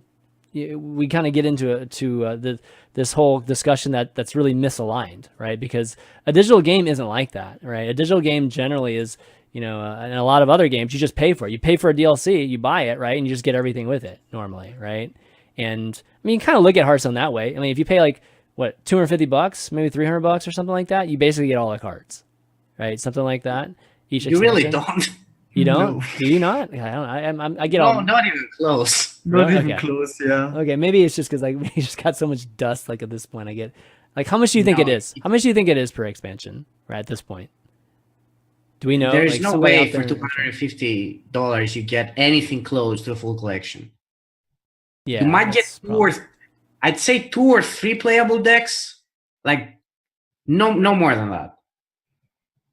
Oh, I'm pretty sure about I it. don't know about the decks, but I'm just saying like the number of cards. Like, I guess minus the legends. I wonder how much money. Somebody in the chat, if you guys know, like. I spent definitely more than 10K in the time I'm playing Hearthstone, and Yeah. I think we I all think I have. spent- Yeah, I mean, but I'm just wondering each and I'm expansion. not close to having like all the cards. Like I disenchant all the old cards, old sets all the time. Really? I thought it was like something around 300. It's these really days. expensive. Like, Okay. come to think about it, I actually do spend like a lot of money in Hearthstone, But each expansion though, like I feel like I didn't no, spend not more each than. expansion. Each expansion, you don't need to spend that much. That's what I'm talking about. I'm talking about each expansion. Okay, if you're talking about that, Yeah. yeah, no, you don't need to spend more. I just thought you said that you get everything for like Total no. you- Come on, dude. We've all I mean, spent like ridiculous amount of monies on this game. How much do you spend every expansion, Feno? That's what I'm saying. I spent like $200 or $300. I spend like probably. 200 or 250 on each server. Yeah. Yeah. That sounds about right. No, that makes sense. I just thought you said as a new player to come in. But No. then Mm. like usually, but when you spend 250 per server, you're not close to getting all the cards from that expansion as well. You are outside of the I mean, legends. you don't get all the cards, but you Yeah. get. Yeah. You usually like miss all the bad legendaries. It's like the minimum I would say you have to spend. I mean, it depends, right? Because there's some expansions that don't really have many good cards, so then it might even be much to spend that much, Yeah. I mean, you get enough dust to craft 3 legends you want, with that much money. I think at least 3 legends that you actually want with the dust you get. So, now that there's no repeat legends, I mean, you're going to get unique legends like every single time you hit a legend. But most of them are bad, usually. You need to be lucky to get the good ones. But most are bad, so usually you have to craft the good ones. Okay, but anyways, my point is that a digital game, is like that. It's like a service-oriented thing. You just pay for it, you get it, and that's it. Like, there's no ownership of it. Like when I go buy a new expansion from, The Witcher or something like that, I don't expect to be able to go and resell this, like this Witcher DLC is like something that is of value. It's not, it's just like I get to play it and that's cool. That's all I get to do. Same with skins. Like skins are the exact same thing too. Like it's obviously different here because this affects our gameplay, like specifically. But that's where I think the big, kind of misalignment when it comes to talking about a digital game like Hearthstone versus like Magic. And now that, we have a digital version of Magic and Artifact, it's going to, I think, in Artifact having a marketplace too, I think it's going to even make it a little bit more confusing as to what's better or not. And I mean, in the end, I think that Hearthstone will still probably be the cheapest one, even though it's not cheap. But you just won't have the ability to, like if you like the whole, commerce aspect of it, like selling cards and all that stuff, you can't do that. So, but I think that's the only thing that Artifact might have on it, right? Like in the end, people just want to play the game.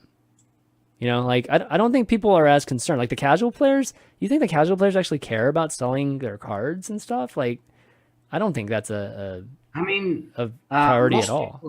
Want to be able to play the game, right? And yeah, like that's all they play on their mobile. They don't care about like these cards being worth money. They don't really care. Yeah. So, I think that they're all just going to be different. That's kind of how I look at it. And if If the amount of money you have is very limited, then I think a game like Hearthstone is going to be better for you. If I really don't believe that Artifact will be cheaper than Hearthstone in any way. I think it's going to be more expensive. No, what I'm saying is like, how can people know? There's like no information about it, like how expensive Artifact is. There's not. But the fact that the marketplace exists, though, like let's just think about it, just generally speaking, there's a marketplace that's going to exist.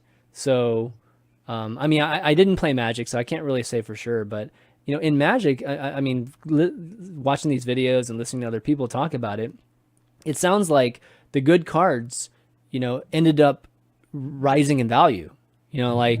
Some of them maybe in the beginning, I think were very common, so it was kind of easy to get them, and maybe over time they became more rare, so then people would be selling them, and it would just continue to rise because the demand for it obviously goes up, and the scarcity of it, starts to rise too.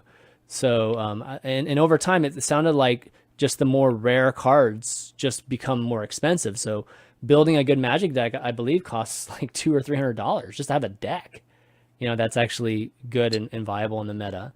So that sounds ridiculous to me. But that's crazy. But then you really have to differentiate between the physical card game and a digital card game. Digital Magic is 200 times cheaper.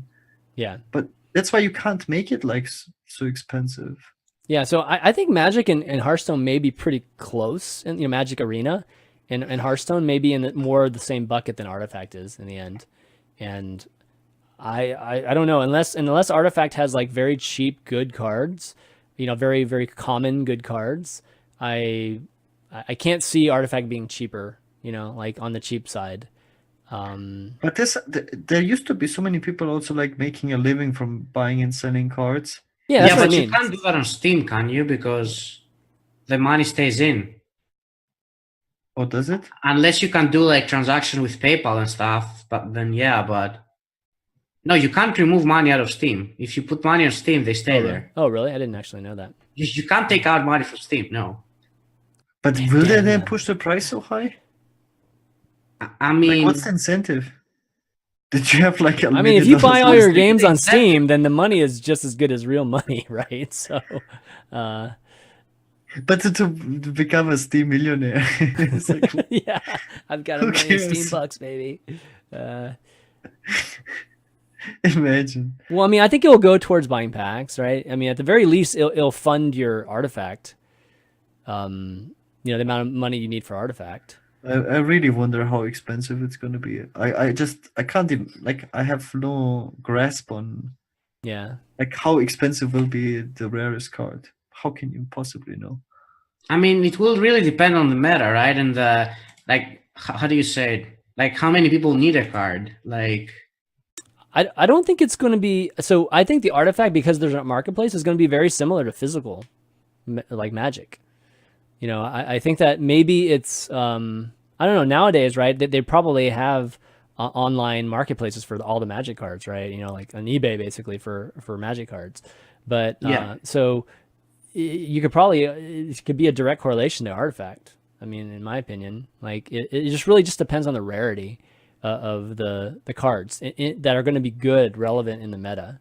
Because if they, let's just say they start making these, these hero cards or, whatever it is that's like super good. I mean, they're probably going to want to make those cards rare. And, if you want them, then you've either got to buy a ton of packs and try to get them just by luck, or you're going to have to go and buy them in the marketplace. And then there's going to be bidding wars, right? For these crazy cards, I would think. Yeah. That's like we can't really say how it turns out, but I don't know. Like, another key point is really how rare is it to get a rare card from a pack, right? If you can just buy for $300 packs and just get all the cards, then you would do that. But you just don't know how often you would get a rare. Yeah. I mean, it will also depend on how many people play the game, right? Because the more people play it, the more packs they're going to buy, the more cards are going to be out there, the less expensive they're going to be, right? Isn't that also a thing? Yeah. Yeah, I think was so. The same. Yeah. It was the same in World of Warcraft, because there's an auction house, because there's so many people having these items and putting them in an auction house. The cheaper they get, right? Yes. The more people there are, the cheaper the items and all that get. Yeah, I mean it's a scarcity thing too, right? So I mean there might be people that are just purely, they're not even playing the game. But, they're just like literally just selling cards and figuring the economics of it, And Chairman is right though, because like if there's like a meta deck and everyone wants a card, I can really see that the price goes because even the noobs want that card, right? Everyone wants that card. That the price will go really high. Also, it's gonna be interesting about the price because in Artifact you can play like 3 of the same things, say, or whatever. Mm-hmm. Yeah, you can play. And I don't know how it's gonna work with because in Hearthstone you play 1 legendary, right? So I mean, I don't know how that's gonna work. It's gonna be too expensive. If it's like Magic, you can play as many as you want, right? You can play like freaking 10 Dr. Booms if you wanted to. That's another thing too. Is like the price of the decks are just higher because of that. There's a lack of limitation like that. So no, I mean there is a limitation. You can play like 3, I think, max. But oh, is that okay? I didn't realize 3 was no, there are limitations in Artifact, of course. Oh, okay. There's no limitation how many cards you play in a deck. There is a limitation how many copies you play. Okay. But there could be like rare cards you wanna play 3 times. Yeah, a lot of cards you will want to play them 3 times. Doesn't matter if they're rare, common, or something, right? If they're good, you want to play more of them. Yeah. Like the thing is, like it will really matter how many good cards they make, like legendary, for example, or really rare, right? Like, will these cards actually be the best cards, or will it be like more spread? Because if all the good cards are legendaries, then they're gonna be really expensive, right? I mean, because the good heroes, the best heroes are legendary. They're like no, I don't think so.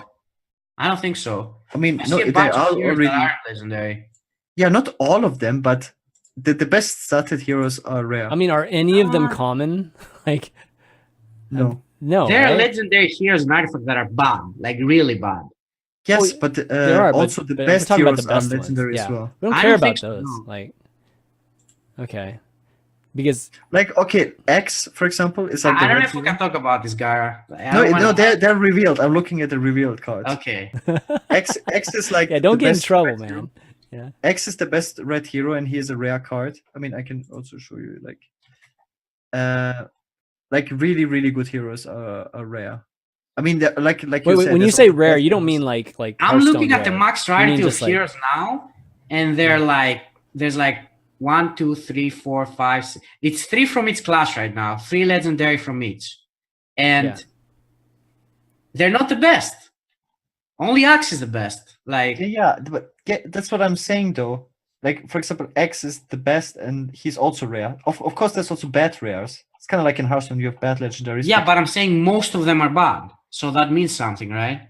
If most of them are bad, that means they will be not as expensive. No. So you're talking about, you're generalizing like legend cards, period, or legend heroes. But Axe will be super expensive for that reason. X might be like the most expensive. Axe will be crazy expensive, especially if he's the only good one. Other good heroes, because there are a lot of good heroes, they aren't legendary. Oh, okay. Yeah. So that means something. Like, if I could rate all the top heroes, there are a lot of good heroes that are like tier 1, right? And how many tier 1 heroes are legendary? Maybe I can say that. I'm not gonna say exactly the heroes. Okay, Kana will be the best hero in the game. Yeah. Like Kana is rare though.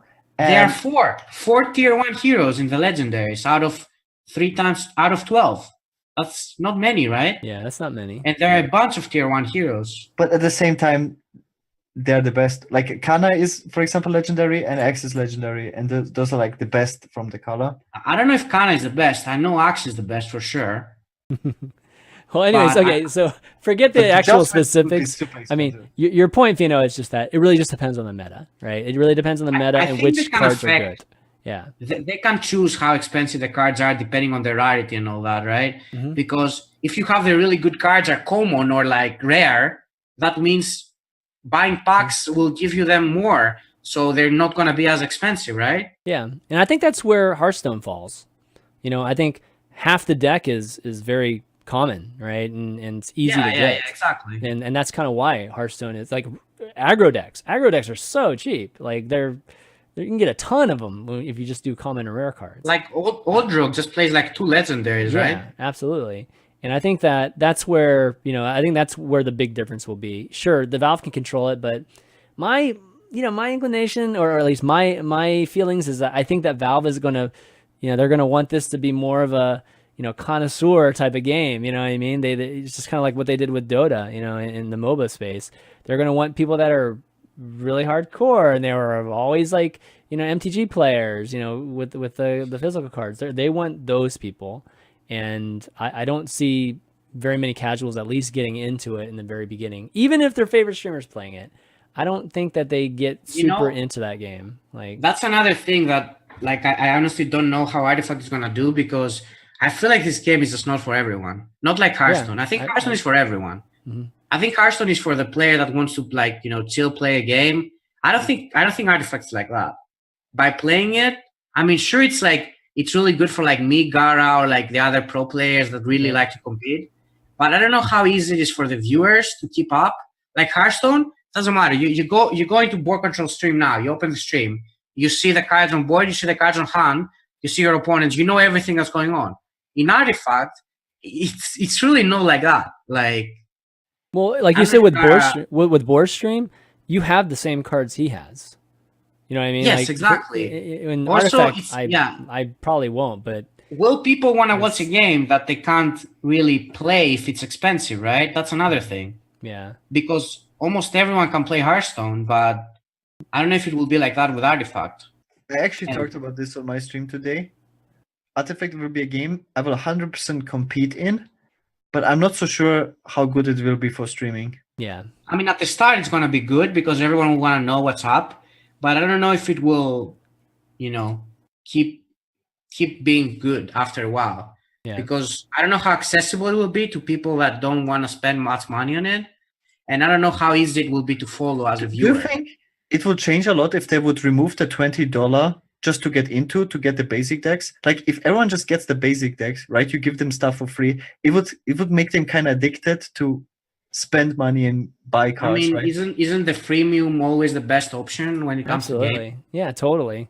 I mean, that would be smart if they made it very cheap in the beginning. Like somehow cheap, get into even just like one good meta deck. Just have it be super cheap and get people to learn the mechanics of the game, get used to playing this kind of 3-lane style with the shop and just everything, right? Like really learning how to play the game before just having all these people all the hardcore people just go all in, and then they're just like the folks with all these cards and just dominating at the top. All these tournaments they're gonna have, they'll be winning all those, because there's a learning curve to Artifact for sure. Like there's a much higher learning curve, I think, than there was for Hearthstone. Oh yeah, and so it took me a while to actually figure the game out. Yeah. Like Hearthstone, you see your mana, you play your card, that's it. You don't really need much more than that. In Artifact, it's so much more complicated. And I think it might be too complicated in a point that's not going to be good for the viewers. That's my only concern about the game. Yeah. Okay, well, why don't we move on? Maybe we can move through these a little bit quicker. We got some... Actually, before we move on, I do want to talk about the Mike Morhaime thing a little bit. I don't want to just talk to him in terms of like this Hearthstone talk that we had before, but big news, obviously, Mike Morhaime being the founder and CEO of Blizzard stepped down this last week. And, for folks that have been playing Blizzard games, following them, doing content, making a living with Blizzard games... I mean, this is a, pretty huge news given that, Mike was basically, if you're only a Hearthstone player and don't play Blizzard, he was basically the Ben Brode of all of Blizzard. Like he was the face of it. He always represented the gamer. I mean, the coolest thing about Mike, and I don't know if you guys got a chance to talk to Mike or not, but, I definitely know Mike and Amy from the StarCraft days, and God, they loved, like StarCraft in particular. It always warmed my heart to see how much they loved StarCraft and StarCraft 2. And, just having them sit in the front row and just be super, super fans of watching, like the WCS or any of the competitive events. I don't know if he was like that for Hearthstone. Like, I don't know if he had that kind of same love for Hearthstone, that he did for some of the other titles. But, But one thing that I felt like we could always say is just that Mike, not only built these amazing, led this company that's built such amazing, like definitely some of the best games that ever be made. He was also a huge fan of his games, which is like, that's a lot to be said. I can't say that about a lot of other CEOs. Like, do they sit there and fanboy like we do? But with Mike, I can honestly say that. And he was always crazy approachable and nice. I mean, Mike was one of those guys that he might not look like he'll have a conversation with you, but if you start a conversation with him about anything, gaming or anything related, he'll sit there and talk to you for hours, which was like always so cool, given that he's the CEO of this huge company. But yeah, so you guys ever interacted with Mike or have any feelings about Mike leaving? I don't know if you guys, have any thoughts I never on it. get too attached to these people because, they're the faces, and I don't really know how much they do. Like, I don't know how much Ben Bro did for Hearthstone. I know he was like the face of Hearthstone, but, Mm-hmm. I don't know how much they actually do for the games. That's why I don't really get too attached to them. Sure. I mean, once you get to the CEO level of this, huge company, it obviously becomes different. But he started all of this, right? Like he started all these titles that we've come to know and love. And back in the what was it, 27 years ago, right? Like he started it. So it's the same guy leading the company for that long. It's pretty rare to actually have the founder lead a giant gaming studio conglomerate. I don't know how old Mike was. 50 something. I don't know exactly his age. I think he's in his 50s. I mean, given so what was the reason he retired? They didn't really give a specific reason. Rich? No, I don't know about too rich. They didn't really give a specific reason, to be honest. Like, it just said he was stepping down. He was going to continue being an advisor for the company, but for the most part, he was just going to just kind of enjoy retirement, I guess. I mean, he didn't really say. Like, I don't know for a fact, or at least I've seen an interview with him that really went into details. So, a little speculation as to why he's leaving. But there's not going to say anything ill about Mike, given that just everything he's done for I think all of us, just creating the games that we all make a living off of now, and we've just like had so much joy like for years and years. So anyways, kind of sad, but at the same time, if it's his choice and he wants to go and kind of enjoy life for a while, then man, so be it, man. He just definitely deserves it.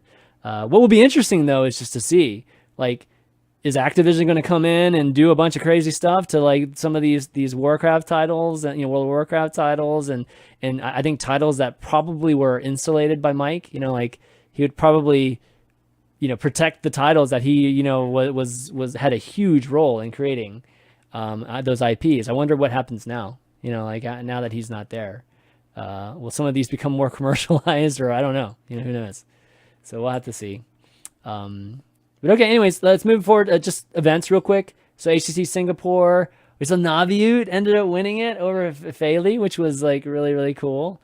To be honest, I didn't catch too much of it. Did you guys end up watching a lot of it or no? I didn't watch a single game. Okay, yeah. There was, yeah. It was in weird times. It was like a really terrible late. hour. Yeah, me too. Yeah. I was like hoping to get to it, but I didn't end up getting a chance to it. But definitely congratulations to Naviute, and same, people were there. I think Muzzy made top 8, Saiyan made top 16. Yeah. I think Tyler made top 8. Yeah. Tyler made top 4, I think. Yeah. Oh, Tyler did? I think Casey made top 4, right? Oh yeah, Casey made top 4. Yeah, Tyler made top 8. So a lot of the usual suspects there. So definitely congrats to them. Fall championships this week. Any predictions? We did our pick. I did my pick a champion on air last week, but any predictions a week later? Actually, Feno, we haven't even heard your prediction. Who do you think is going to win? I voted for Tyler because Tyler's my boy. I also helped him with prep and everything, so nice. I had to go with Tyler. But I would pick between Saiyan and Tyler, like every time. Yeah, that's pretty much. I mean, I think Saiyan's the best player in the world, so if I wasn't attached to Tyler, I would definitely vote for Saiyan with my eyes closed. But that's why I picked him for my champion. It's like, yeah, that's the best pick, I think. Yeah, my heart's. I mean, I love both guys, but probably a little bit more of Tyler, just because it'd be pretty amazing to see Tyler win something his whole journey. But yeah, Saiyan right now is just on fire, and rightfully so. Gaara, your pick? I picked Tyler. Tempo Storm, Gaara. Which one do you pick?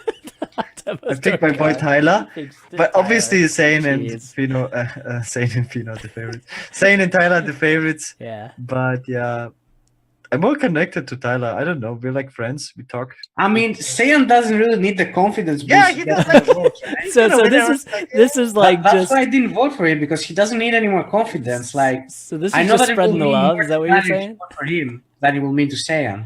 Yeah, so this is just all about spreading the love then. Exactly. To me, who cares about Fox? Like, come on. Okay. All right. I voted for Cinto in Worlds. Do you think I care about Pox? Come on. I mean, it's not like they can see what percentage of votes they got. Like, it'd be nice if they could. That'd be amazing. Yeah. But, we need our boy Tyler to win. Zane's gonna win anyways, but Tyler needs. Yeah, Zane's gonna win anyway. That's the thing, right? God. Okay. Well, I think we know what our consensus is here. So definitely good luck to them and all the other players. Definitely be watching. It starts tomorrow, guys. So be sure to tune into that. Let's see. Oh, no, a little bit of drama in the global games. And that is that Taipei got disqualified. So Singapore is actually getting to advance, but the circumstance in which they got disqualified was a really interesting one. Which, unfortunately, it involves like your typical stream sniping. The stream was 15 minutes delayed, but, there still was a very critical amount of information that was obviously received from one or two of the Taiwan members. And it wasn't Tom, by the way, that basically, I think the circumstance was like it was a hunter or it was a tracking situation that happened in the very beginning of the game. And so they saw that they dropped a specific card. I think it wasn't mind control. Was it mind control? It was one of the cards.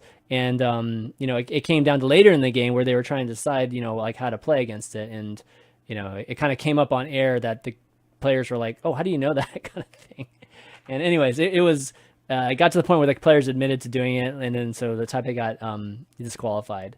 But yeah, it's like, haven't we got over all this stuff? Like what? Why are people doing this, man? It's like... What amazes me the most is not that they actually did it, because I think a lot of people are cheating in these things. Like, they're cheating with deck tracker, they're cheating with watching the stream, but the stupidity you need to get caught is actually out of this world. Like... I agree with you, too. That Roger guy actually amazes me. It's the same guy that win traded for rank 1 on stream. Yeah. On stream. He did it on stream. Yeah. And now he posted a video where he did that. Like, how can you be so stupid? I don't understand. It's like, is he just so naive that he doesn't understand that this is cheating? Or does he think that's a part of the game because everyone does? I don't know. It's so amazing to me. You bring up a good point there. Is it so much in the culture that people just don't even... I think he's just really naive and doesn't understand it. He just thinks that everyone does it, so it's okay if I do it. I can't explain it somehow else. So. Feno's actually hilarious. I mean, he's got a point. I mean, absolutely do not condone cheating on this show. Definitely, stream sniping. It's like defending the cheaters. But it is pretty surprising to get. How can you get? No, I'm not defending them. I'm just saying that they are the ones that get caught. I'm sure there are a lot of people that do it and don't get caught. That doesn't make it okay, does it? Of course, it's like the people that stream snipe, but they don't log into Twitch. Yeah, I mean everyone does that. I'm sure everyone does that. Like, yeah, there's so many people that do it stupidly. Imagine how many people do it smartly. Yes, exactly. Like, we have no idea. I'm not trying to defend them. I'm just saying that. Yeah. They're just the incompetence is like at another level, basically. But you're saying. It's like, how can we be so stupid and get caught? Well, what sucks about that is that, to a degree, it's one thing if the entire team was like, okay, guys, we're going to cheat, and let's do it together, and do it, and coordinate it. But, it really sucks when like one or two members of the team out of the four end up doing it without the other, announced to the other folks knowing, and then you cost the other, you cost Tom basically a chance to be, in the global. Well, did Tom come out though and said that they did that, so we should get disqualified? He didn't, right? Well, I think all of that happened. I mean, I don't think it was like Tom was hiding it. I think it all happened pretty briefly after that. But Tom didn't know about it for sure. And I just know that if someone in my team did this, I would have just come out and said, you know, this and this and this happened. You can make your decision. If you say that you didn't know about it after you get caught, it's like. Actually, somebody in the chat says that. Everybody's in the chat actually said that they all knew it. Okay, so I didn't actually realize that part of it. Okay, so they all knew it. Blizzard tried to say that like they got dragged into it or something like that, but even if you get dragged into it, you can just, after the game is done, you go to the admins and you say, I'm not a part of this. This and this happened, I wasn't a part of this. You make your decision. You don't wait for a random video to get posted and then be like, oh yeah, by the way, I didn't really want to do it. Okay, well. Because if you really didn't want to do it, you should have just went to the admins as the game ended and make it all clear, right? Isn't that the fair reaction? I agree with you there, but if they all knew it, then absolutely. There are definitely no victims here. Saying there are no victims here at all in terms of the other guy didn't get dragged in. They probably did. But the thing is that even if you do get dragged in, you can just make it all clear by doing the right thing right after the game is over, right? Yeah, so I'm a little clear. So what definitely what I read and heard about it is just that, on air, I think it was Tom that was, trying to make a decision on how to make a play, and what's his name? What's the player that was the other player that actually was sniping? The same guy that's been doing it for a while. Roger? Yeah, is it Roger? Is it Roger? Is that his name? Yeah. So anyways, he was making a recommendation, right, to what play it was, and then Tom asked him like, "How do you know?" It's like, would he actually ask that question if he? No, I'm not saying he was in on it. Yeah. He wasn't in on it. He wasn't stream sniping. He wasn't doing anything wrong, but he knew that his teammate was doing it, and he didn't do anything about it, right? Yeah. I think that could he have reported it sooner? I'm pretty sure he could have reported it sooner. So I just know that I would do it for sure because I don't like this kind of things. They're just shady and. Mm-hmm. And you know what's sad about this is like we can't do any. I mean, what can we do about all this? Like we can't really do anything. We can't do anything about it. I mean, outside. I just say they only get caught because of their stupidity. Else they wouldn't be caught and no one would care and they would win World Cyber. So we'll be like, whoa, congrats to Taipei for winning, blah. It's like, well, I mean, so it's sad. I don't want to like single out Taipei, but I mean, is this something that should be like a very huge penalty? Like, should Taipei be able to compete next year because of this? Like, should they just be banned from next year because of it? Like, I feel like there needs to be like a stern penalty because if we can't do anything about it, like if we can't detect these things and it's not LAN. I mean, is this going to continue happening? Should at least the penalty for it be like crazy severe? I think so. Right? Yeah, I mean, it should be. Like, I don't think... Because then people would...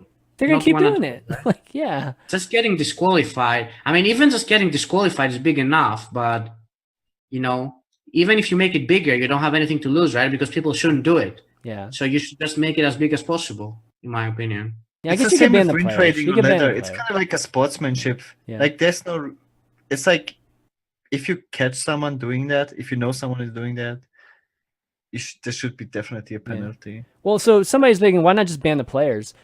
Yeah, that would probably be the most fair thing. But banning the country, then all of a sudden you have a collective, like, hey, dude, like, No, you definitely shouldn't ban the country. That's not a thing. No way. It happens in the Olympics. No. It should be for the. I mean, to a degree, it does.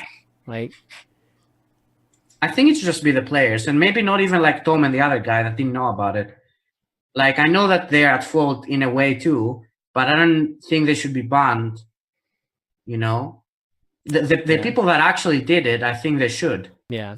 I mean, it's the fairest thing just to do the players. I definitely agree with that. It's just, I'm wondering if like even just having a crazy severe thing, just so it does cost other people. Like that's, when you do something stupid like that, you're costing the opportunity for an entire country. Then it's like too much hate involved, right? And then people really get hated. And I don't know if that's a Okay. good thing. Yeah. You know, like maybe just banning the players and making it consequences only for them is big enough. Like, Okay. you know, people are really out there to hate you in this world. So Oh yeah, that's for sure. that's just the last thing is just encourage like another thing to do, just give them to hate you. Okay, well, yeah. So a little bit of drama there. You know, Singapore. Congrats to Singapore. I mean, they're going through. You know, because of that. So they'll be at BlizzCon. See, real quick, want to thank just our patrons for supporting the show. Just because you know, we're kind of running over now, so trying to get moving here. But want to give a shout out just to our you know, patrons that support the show each and every week. So Mike T, our legendary producer, of course, and then Bryce L, Raydan, and then we got a few others here. Let me take a look. Sorry. So we've got Graham S, Michael O, Cameron M, Paul H, Vincent G, Dan S, Scott L, Grant A, and Lee D. Thanks so much, guys, for supporting. And if you guys want to, you know, make a pledge too, go to patreon.com/valuetown and make a pledge today. It really helps us out and helps us keep this show going. Okay, just maybe one question. Yeah, I think maybe one or two questions, like real quick. All right, Joseph D has a question. So, you know, one of the things that he says is there are many cards in the collection which collect dust, you know, like never see the light of day. And instead, Blizzard only nerfs strong cards. Why don't they buff some old cards that are dead too? And so he kind of like asks us, which cards would you like to see buffed? You know, out of some of the old cards that never get to see play. Kind of on the spot, but anything. Which one? No, that's interesting to me that they want to see buffed cards. Yeah, I mean, clearly Blizzard's anti-buff, right? Like they've always been like against making cards better. But which card would you like to see made better? He suggests a few, like Dragonhawk, like Young Dragonhawk, Biteweed, Witch Cauldron. No, just make interesting cards better. Don't make the common ones. Like I think I would go for some like really interesting card that might not be strong enough, or it's like close to being strong enough for actually it to be good. Yeah. What would that be? I don't know. He has Harbinger Celestial. So that's an interesting one. Biteweed, Glowstone Technician. I don't like that one. What is Glowstone Technician? I forget the exact. Let me bring. I forget the exact text. I don't want to say it wrong. You know, there is a card that I actually want to see buffed, so it's more viable. Let me find it. Actually, it's a new Druid card. That's one that like summon a copy of the adjusting minions or something like that. That might be the Technician you're talking about. It's give all minions in your deck +2/+2. That's what. No, it's not that. Yeah, that one's like. Wait, let me see my card. I don't know the name, so I need to log in Hearthstone to find it. I know what Gaara is. What card would you want to see, Gaara, better? It's actually hard. I like the cheap legendaries to make them playable, like Net Pagel. Like, could you buff it in a way that he's playable but not broken? Net Pagel? Maybe 75% chance. I don't know. Like, I think the cheap legendaries are the most interesting ones because they have like very cool effects. Yeah. I'm trying to think of. But not like Kalisov broken. Can be played stuff like. I'm just gonna go back to one that people have talked about for a long time. I want like Millhouse Mana Storm. What if he makes them spells cost 1 mana instead? You were gonna say that. Oh really? I was thinking that briefly. I'm like, I bet Gaara says this card. Yeah, if the spells cost 1 mana, maybe that he's playable. I don't know, but not broken.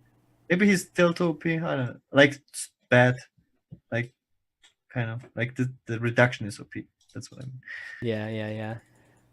I mean, Lobo Kacho is also so interesting. Which one? Maybe Lobo Kacho, if he has like 1 attack. I don't know. Lower Wakacho. Okay, yeah, Lower Wakacho is Lower Wakacho could work too. I think I don't know. I'd like to see Nozdormu be cheaper. I think that would be pretty fun. Like if we could, you know, just have that, because that like affects the game, right? Like that's the kind of stuff that actually makes the game into something a little different. And I just don't think we see that effect played very much, right? And Onyxa costing 8 mana. would also be interesting, I think. Anixia? I think you would play her in some decks. Yeah. Because it's such a high pressure card. There are just so many cards that you can change for like a mana or something. And I know.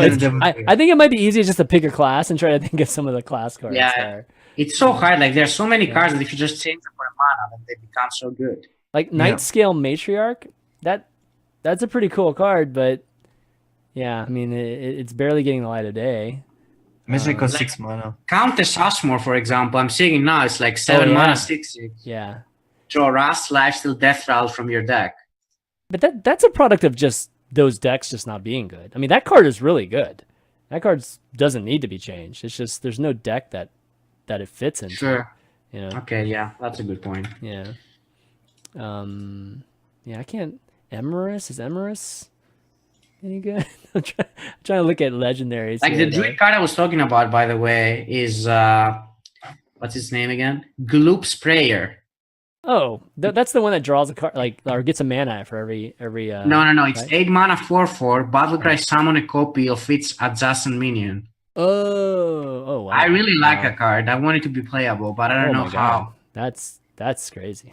That's scary. Like, yeah, I mean, if this card gets good, it's actually scary, right? Yeah, that card's like either bad or crazy good. Like, exactly. There's nothing in between. I like crazy good cards. So yeah. That's just me. I think that should change Spreading Plague to 5 mana. Jesus. Okay. Yeah. So the one thing I would want to improve is anything Druid related. Druid absolutely doesn't need anything improved, and like that's the last class I need improvement on. Okay, let's see, one last question here. Let's see what we got. Let's see. Oh no, they asked. Let's see. Oh, so Amiden. How cool would it be if they would actually buff cards?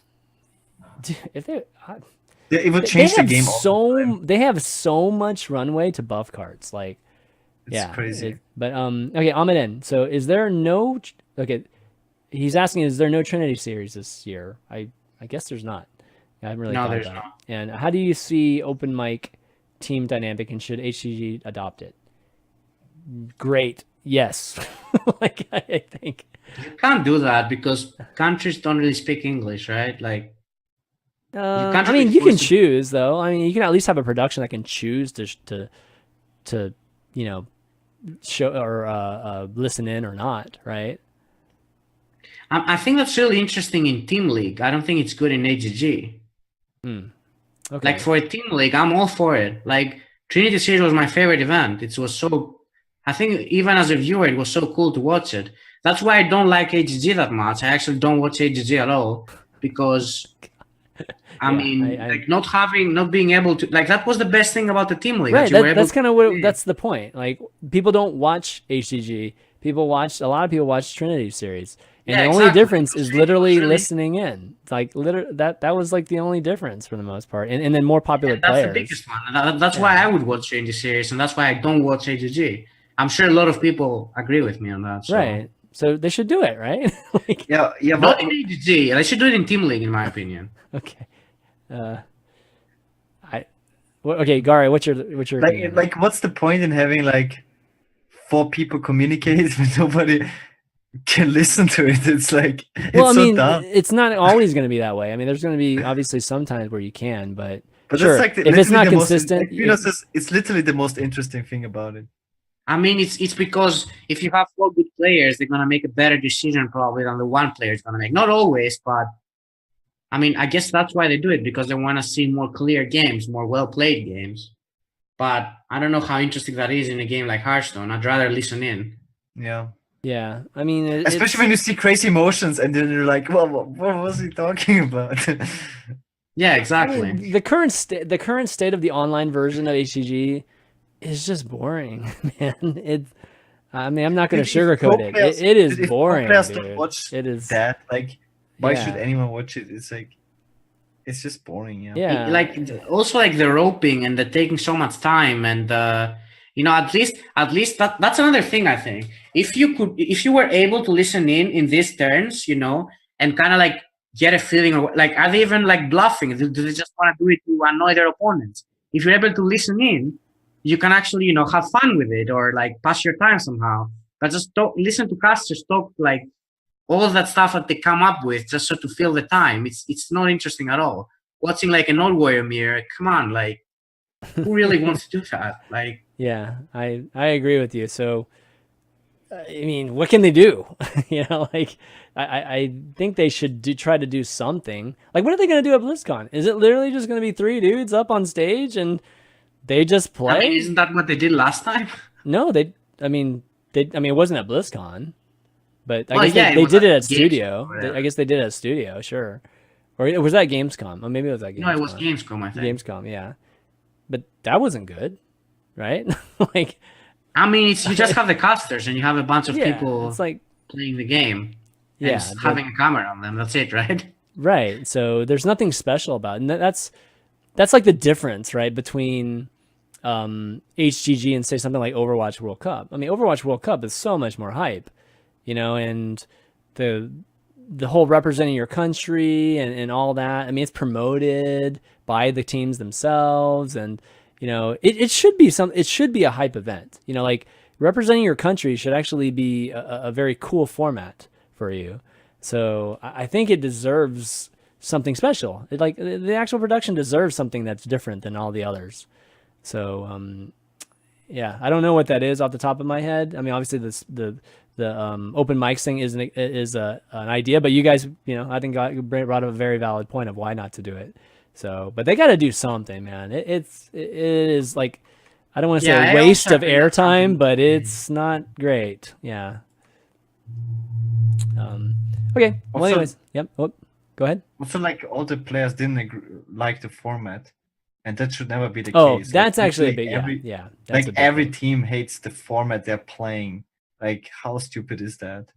Like, no, obviously nobody wants to play a format where we have like a super polarized meta, especially tournament meta, and then you randomly queue decks, and then you're like, okay, I queue my Baku Warrior randomly into your quest rogue. Wait, who wants that in a tournament format? Nobody. Like, there could be so many interesting things that they can do that would make it like so much better. Like, I don't know, even having something like draft in Hearthstone when you're like, I remember when Fireball did something like that, when they would like give you some cards and then you would have to pick to make a deck like that. I don't know. For me, I find that interesting, but well, Batstone was like bans, right? Like that was the big thing in Batstone. Yeah, but I'm saying something similar with like, you know, you can make a deck from like these cards. Oh, that's sealed, right? That's kind of like the Red Bull sealed thing, right? The Red Bull sealed tournament was yeah, something like that, basically. I think I don't know. I find that interesting for like team things. If you just play the best decks as a team, it's kind of like, I don't know, is that interesting? Yeah. Point is, as well look at one guy play a deck, right. Just play better, but yeah. Point is, the global games needs to be different. You know, like it should stand out format wise or production wise, and right now it's not. It's just like literally, it's like watching TESPA. Like I don't actually see it that much different than watching a TESPA broadcast, and that's not. I mean, it's just the fact that the level should be higher, kinda, right? Yeah, but it's in the end it's the same. Like we just watch people playing Hearthstone, like and the same casters. I agree. Casting. That's why I don't think it's that interesting. Right. Absolutely. Okay. Well, I think that's all we got for today. Maybe just a couple quick community things. I know a few folks are doing something cool. We rarely get a chance to like give shout outs to some community folks, but Wild HS is doing like this NA Wild Ladder Challenge. I don't know if you guys have seen it or not, but it's like their own version of like the HCT ladder, but for Wild. So you guys might want to check that out. That's I think it's wildhs.com. Just take a look at that, and you know, if you're a Wild player, go and sign up for that. Wild. Yeah, it's sign up for that free. They're doing some cool stuff over there, so check that out.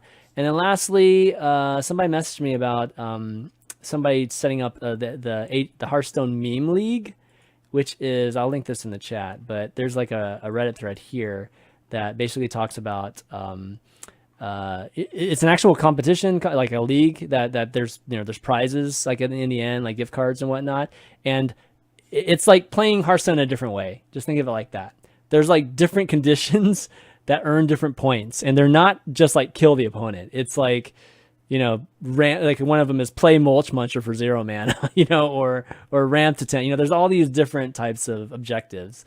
So you know, it kind of maybe is a little bit to the point where we were talking about how Hearthstone, has like so much like variety and flexibility. So it's kind of cool. I was thinking of doing this in my stream. Like quest stroke is so good, dude. Yeah, that you can like throw away some cards or try to do the quest with a certain thing, just so you make it harder for you. You know what you should do? I'll give you an idea.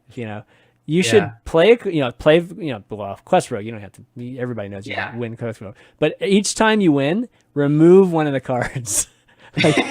And I don't know if your chat picks the card that you put it in, but you just have to, every time you win, you got to remove a card until you finally lose, and see how many cards. Like I had a stream where I win like 10 or 12 games in a row in high legend with quest rogue, and I was like, should I just throw the quest away, see if I win, even if I do that? Like, oh my god, that would be impressive. Like, there's no way what card they want me to do the quest with. It was fun. There's no way to win quest rogue without the quest. You can win, trust me. Really? Yeah. Oh my god. Really? You're gonna join eventually, right? I guess it depends on what you like replace it with. But... You just had to step like giggling mentor 50,000 times. Oh, that's true. That's true. You can do that. Oh man, just chip away at them 1, 2, 3, 4 damage at a time. Okay, well anyways, check that out, guys. There's still people doing some cool stuff in the community, so definitely check that out when you get a chance. But we're gonna wrap up. We went way over today. We had, like I said, a lot of stuff to talk about. So extra long episode for you guys this week. Wake up in like 5 minutes. I know. But Feno, always great to have you on, man. We've been trying to get you on for a while now, but you're such a busy guy. So thanks for coming on, man. No problem. Too famous. Any shout outs you want to do before you take off? Not really. I nothing on top of my head right now. Shout out to Chucky for making the last changes good. I hope he makes the new one. Shout out to Chucky. It was all Chucky. It was all Chucky. Yeah, true XR and those guys. It's like he actually helped, and he told me he had a say. So. Oh, you did? You said you had a say. All right. Yeah, on the last time the news happened. Good. Yeah, maybe he did push for this one. Who knows? We'll have to see. Okay, Gaara, how about you? Shout out for Feno to be on the show. It's super nice having such a super famous, super busy person. Wow. I didn't know that, Gaara. Thanks. Shout out to my boy Tyler. Yeah. He's going to qualify. Who? It's starting tomorrow. Tyler. Oh, Tyler. Yes, right. Tyler. Like Sane is gonna win anyways, but like nobody cares about that. Golly. Man, we love Sane on this program. I mean, he's gonna win. Everyone knows it. Like, come on. So that's gonna be fun. It starts tomorrow, right? Yeah, Tyler's not playing tomorrow. It's Sane and Sinto play tomorrow. Oh, that's gonna be a good one. Yeah, Sinto. Those are the three most notable people, by the way. No, they're not playing each other. I thought you were playing them. Okay. Oh, they're. Yeah. I think Sinto built a very interesting persona in Hearthstone. He's kind of like. Sinto is like, he's the villain kind of, but not really. Yeah. He's like a villain, but not really a villain. He's like the coolest dude in person, though. Like, he's not like that in person. He's just like that when he's playing Hearthstone. He just gets super frustrated playing Hearthstone, but. He's like a super chill, cool dude whenever you hang out with him. He is.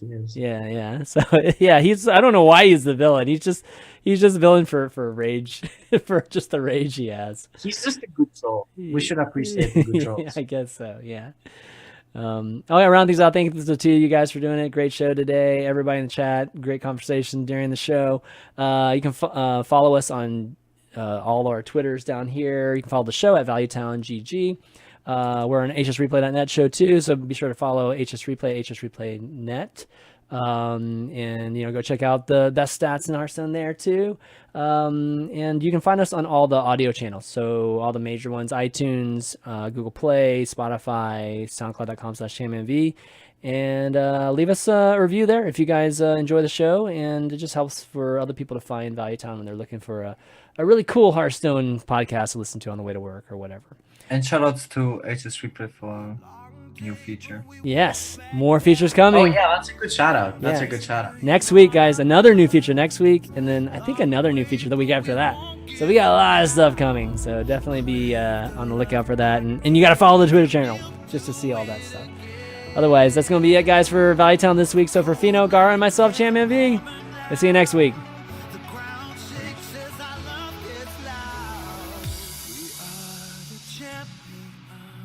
champions of the night.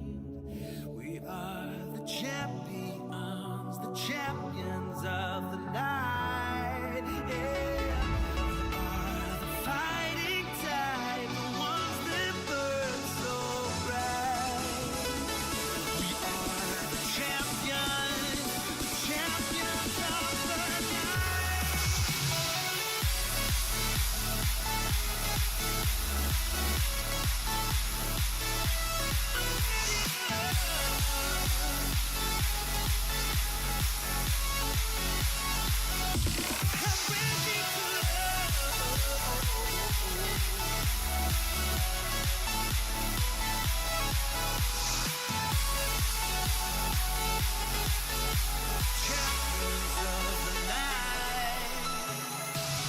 Can't tell if we're dreaming now. We watch as the fire falls down. One thing playing on our mind. All right, guys, I'm gonna switch to the other overlay here while I get these VODs ready. I can't talk too long after the show, but I just wanted to answer any questions you guys have.